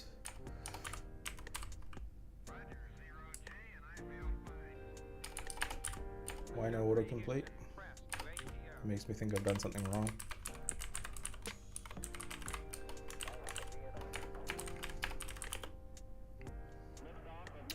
And then, wait, did I make it protected or something? This, and then we need like,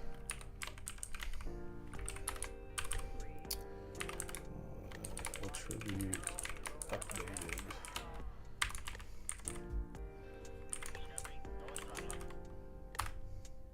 No, it's fine. It just didn't give me the, int? What the fuck?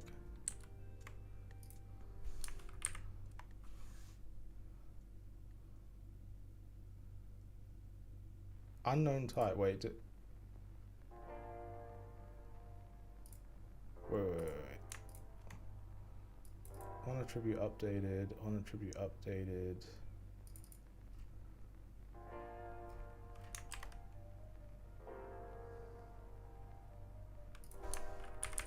I am not seeing the problem here.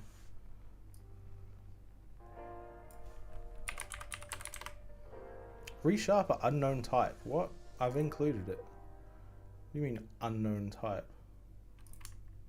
Hang on. This might be one of those unfortunate close everything situations.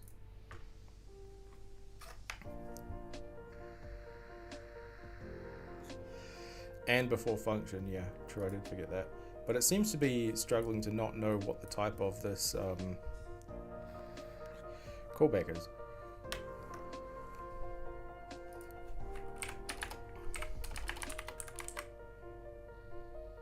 Jesus, what the fuck is all this?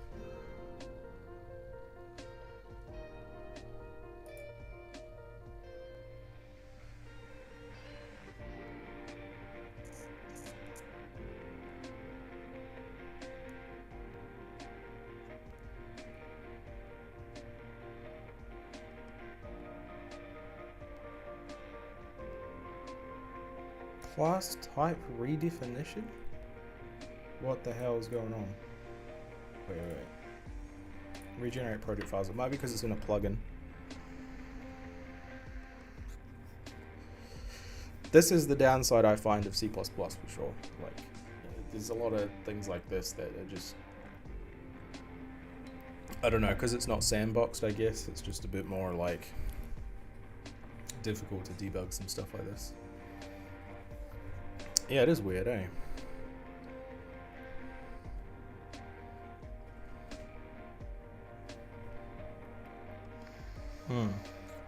UHTBS? Yeah, I reckon too. That's why I regenerated it. We'll see if that actually... Less than 2 hours to get my Duolingo. Oh, shit. Yeah, well, I think that will fix it. I don't know. Unknown type. Nah, so what the fuck is going on here? Hang on. Your tribute. We're good.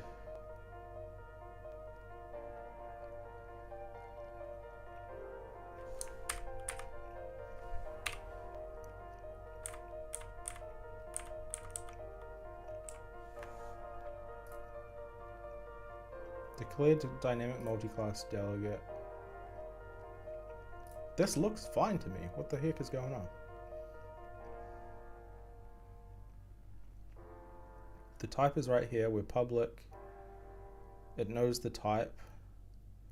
This is all good. Got to delete intermediates and binaries and regenerate. Ugh. Yeah, you're probably right.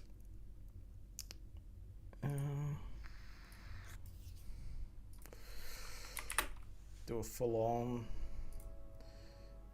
rebuild, and probably wait. What?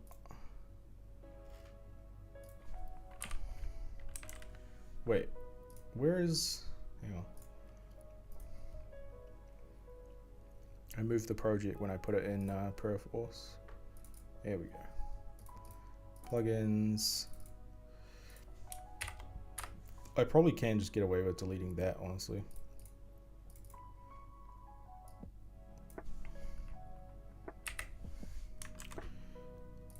I don't think because it's in its own plugin, it should be fine. If that doesn't work, I'll regenerate everything. Oh my god, what is this? Oh, this is just Ryder having a stroke. Man, what is it? Friday 13th? No.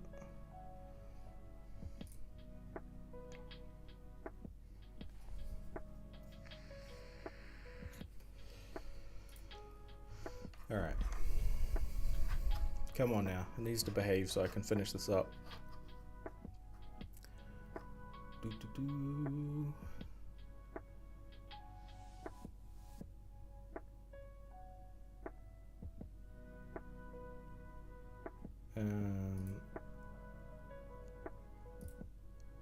Then the CPP here. I probably still need to regenerate files, I'd imagine. God damn. Yeah, it can be pretty slow. C++ when you hit problems like this. You can get in a flow state with live coding. Well, I can when everything's like going smoothly. But then hitting a problem like this really does like grind everything to a halt for a little bit, which can be a little annoying.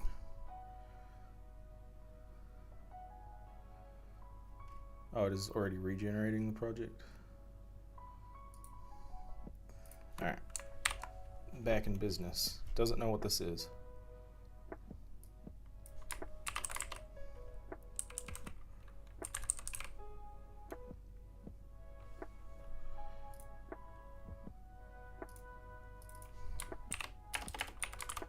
Hello?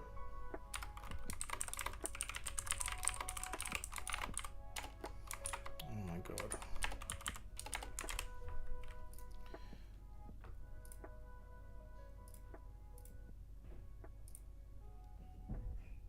Oh, there we go.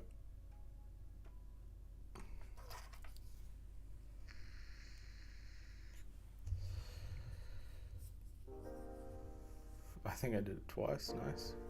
Usually right click on the U project and regenerate from there. Maybe Ryder can do it automatically. Yeah, Ryder can do it using this button up here. But yeah, you can just do it from the U project too. I'm pretty sure it's exactly the same thing though. Attribute.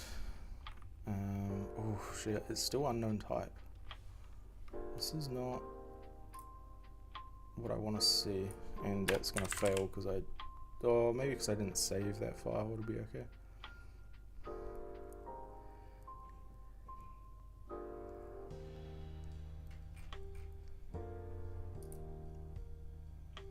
Okay, I think the header tool is just confused. So if I just take this out completely.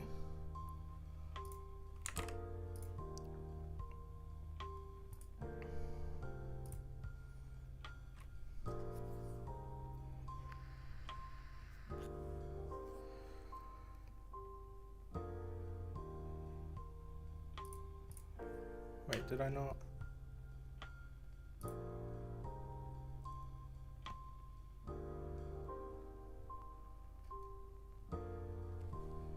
Eh?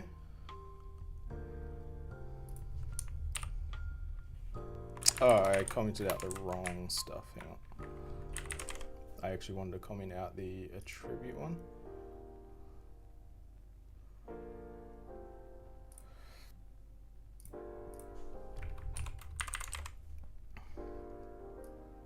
Because I think this is where the problem is, maybe not.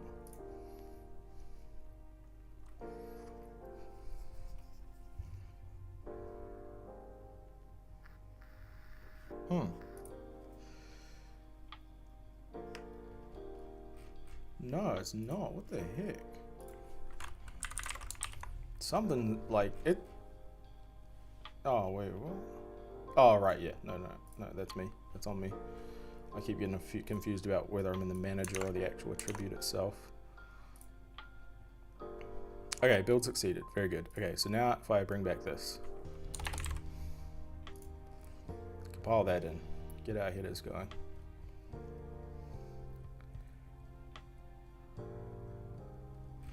CPP delegate? What do you mean redefinition?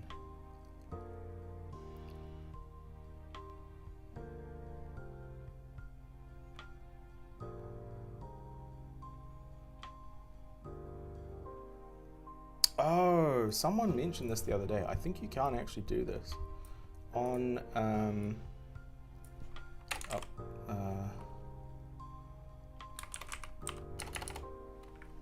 I think this is actually in the global scope, which also that's probably taken too. I like lambdas too much, right? Yeah. That's what it is. It's because I'm trying to use the same name as this, and this is in the global scope, and that sucks. There must be a way to not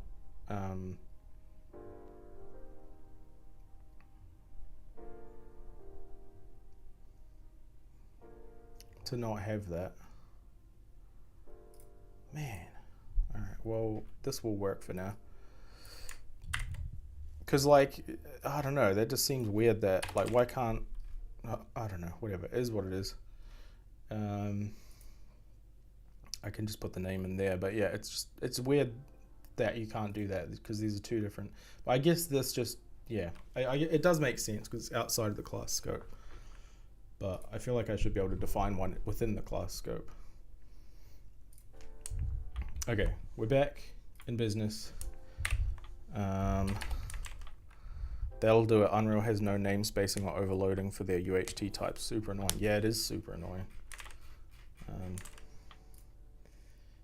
Yeah, but I don't know. Here's what it is, I guess. Attribute attribute updated dot broad dots add dynamic attribute manager attribute updated. Okay, that can definitely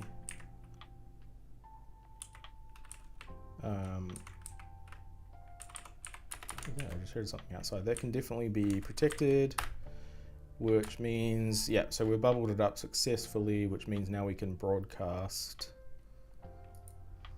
this. And when we remove, oh God, it doesn't know what its own tag is. Well, this is gross. Don't look for a second.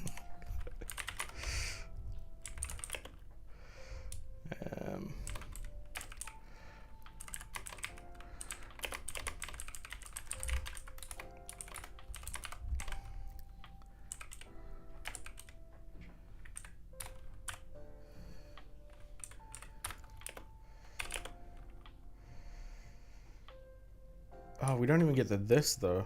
Fuck.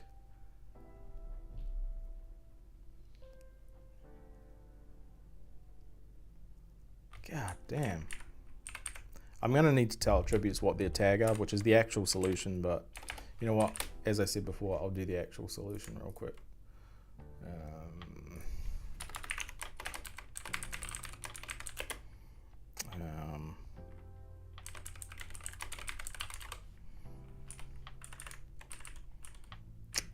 This will be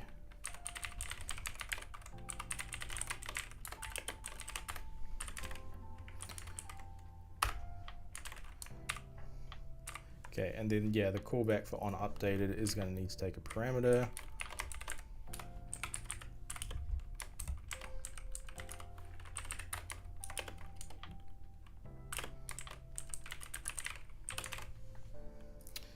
Which means the CPP file is going to need to now handle that by passing this.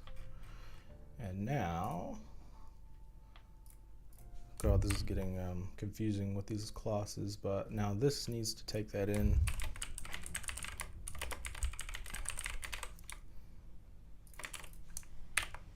Attributes. Okay, we got the attribute. So now I can just do it like this.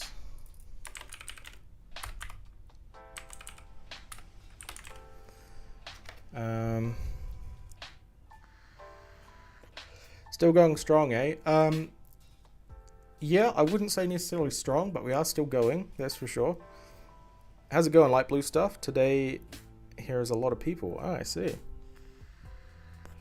I don't have the viewer number up because it makes me nervous. But yeah, glad you guys are enjoying it. It's unfortunate that this is the stream that everyone's hanging out in though, because I've struggled a bit in this stream, but we're getting there. Okay, so now all we need to do is when we create the attribute, we need to also tell it its tag.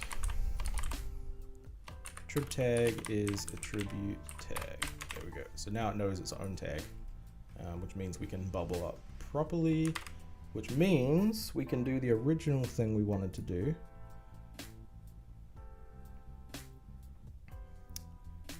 Which was, here. We want to get the, we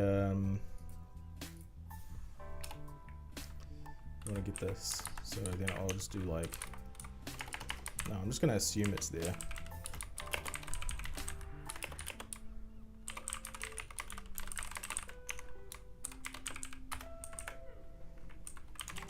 Attribute manager dots on attribute updated dot add dynamic. U character stats list widget attribute updated. Generate that.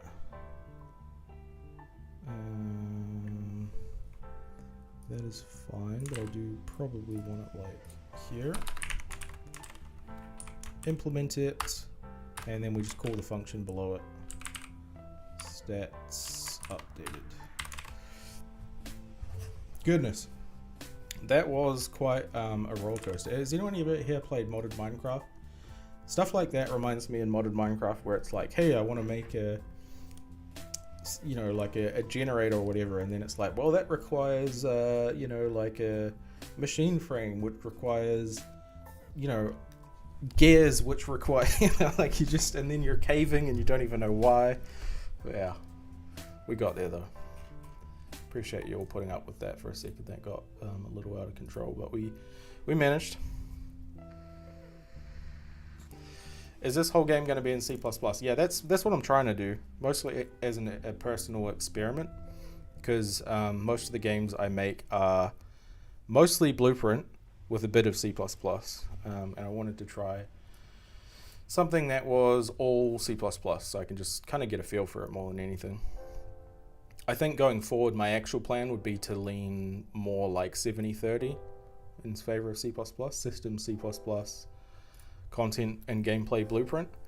But yeah, for this project, it's just an arbitrary kind of rule I set on myself. You played the hell out of Ticket and Stone Block, nice. Create mod, I haven't messed with that just yet. Does look cool though. I like, there's a mod pack called Enigmatica 2, I think, Expert Mode, which is like a hard out mod pack where it's like all the normal old school mods like 1.7.10, but it like makes all the recipes way harder. Because I like pain. Cool, so we should now have potentially not fucking fix the bug, god damn it. Okay, but that is helpful what we just did. It's actually just that the percent isn't going up, which is interesting because that means, like, how is it? So it's displaying 100.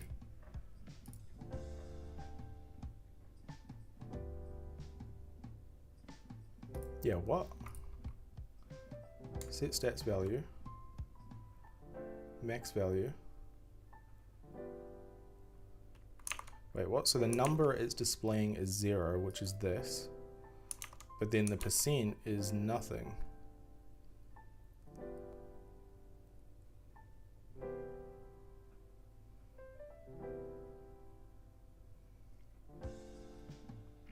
What have I screwed up here?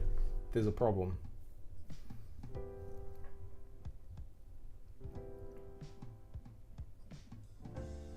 If max value is 0, then set the percent to 0, otherwise set it to... I mean, that looks fine to me, what the heck? Need more apples.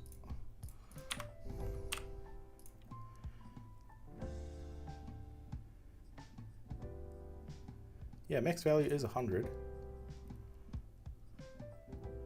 Need to convert to float. Oh. You are totally right.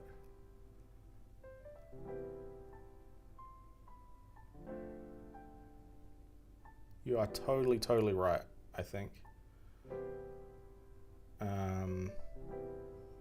Because that's going to be 0.5, which I would have thought would round up, and maybe it is. There's probably just like a sliver of like progress on that bar that I just can't quite see or something. Yeah, I think you're right. Thank you. Let's floatify something here. I think, yeah, it doesn't like these casts, so I don't know why. What do you use? Oh, it always floors within the division? Or like truncates, I guess? Yeah, okay, makes sense. I always do this cast. I don't know if that's bad or not. I'm sure for this, for float to int types, it's probably fine. You use static cast? Okay, let me, you know what you're doing. Let's do that then. This just looks scary. Static cast. I need to look at what that actually is. It's a hot topic. Oh, I love it. Nice. Some good old programmer drama.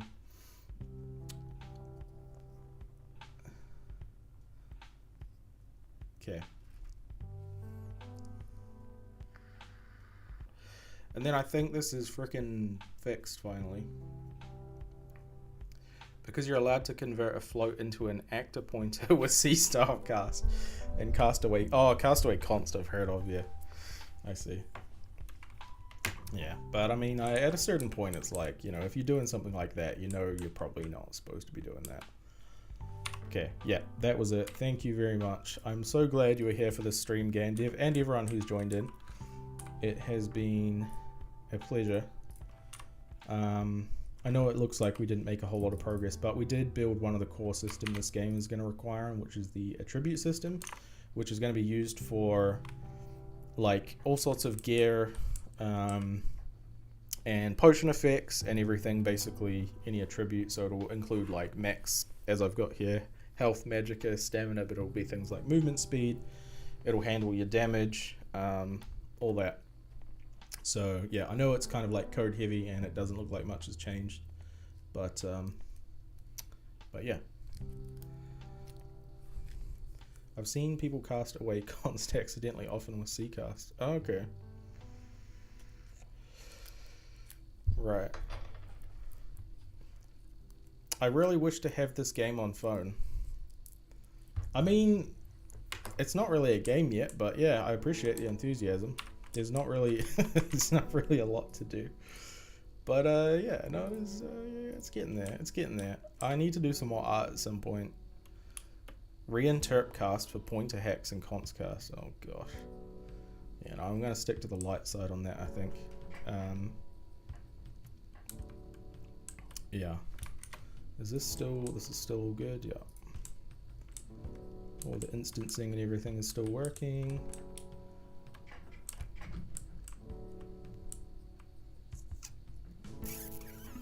The idea you shared?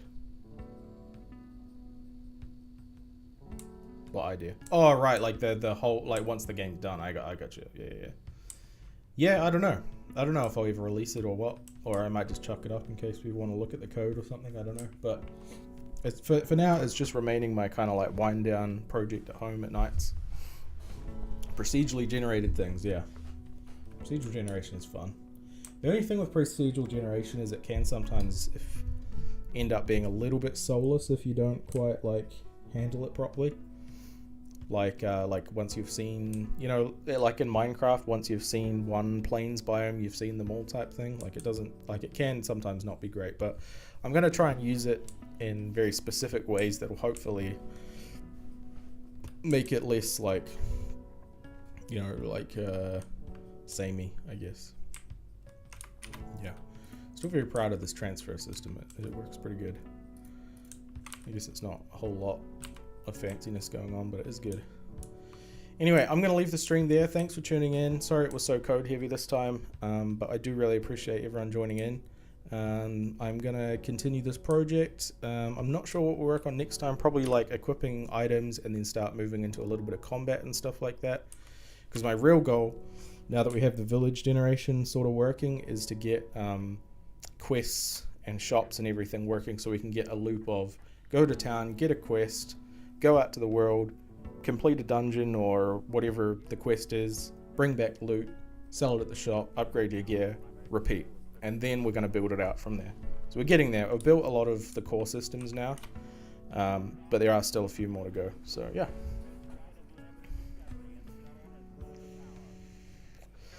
See you later, bye. Very good name for that. Is this game using noise to generate things? Not really at the moment. It's using wave function collapse for the city generation, and it's using a custom Markov chain generator for the names. So like, well, I'll just Google what Markov chain is, but yeah, it's like a custom algorithm for this. And I think that's all the procedural stuff we have so far. Oh, the text is like not really procedural, but it's like a custom kind of database system, but yeah. Anyway, I'll catch you on the next stream. Feel free to do the YouTube thing so you can see me again next time. Appreciate the support, and I'll catch you in the next one.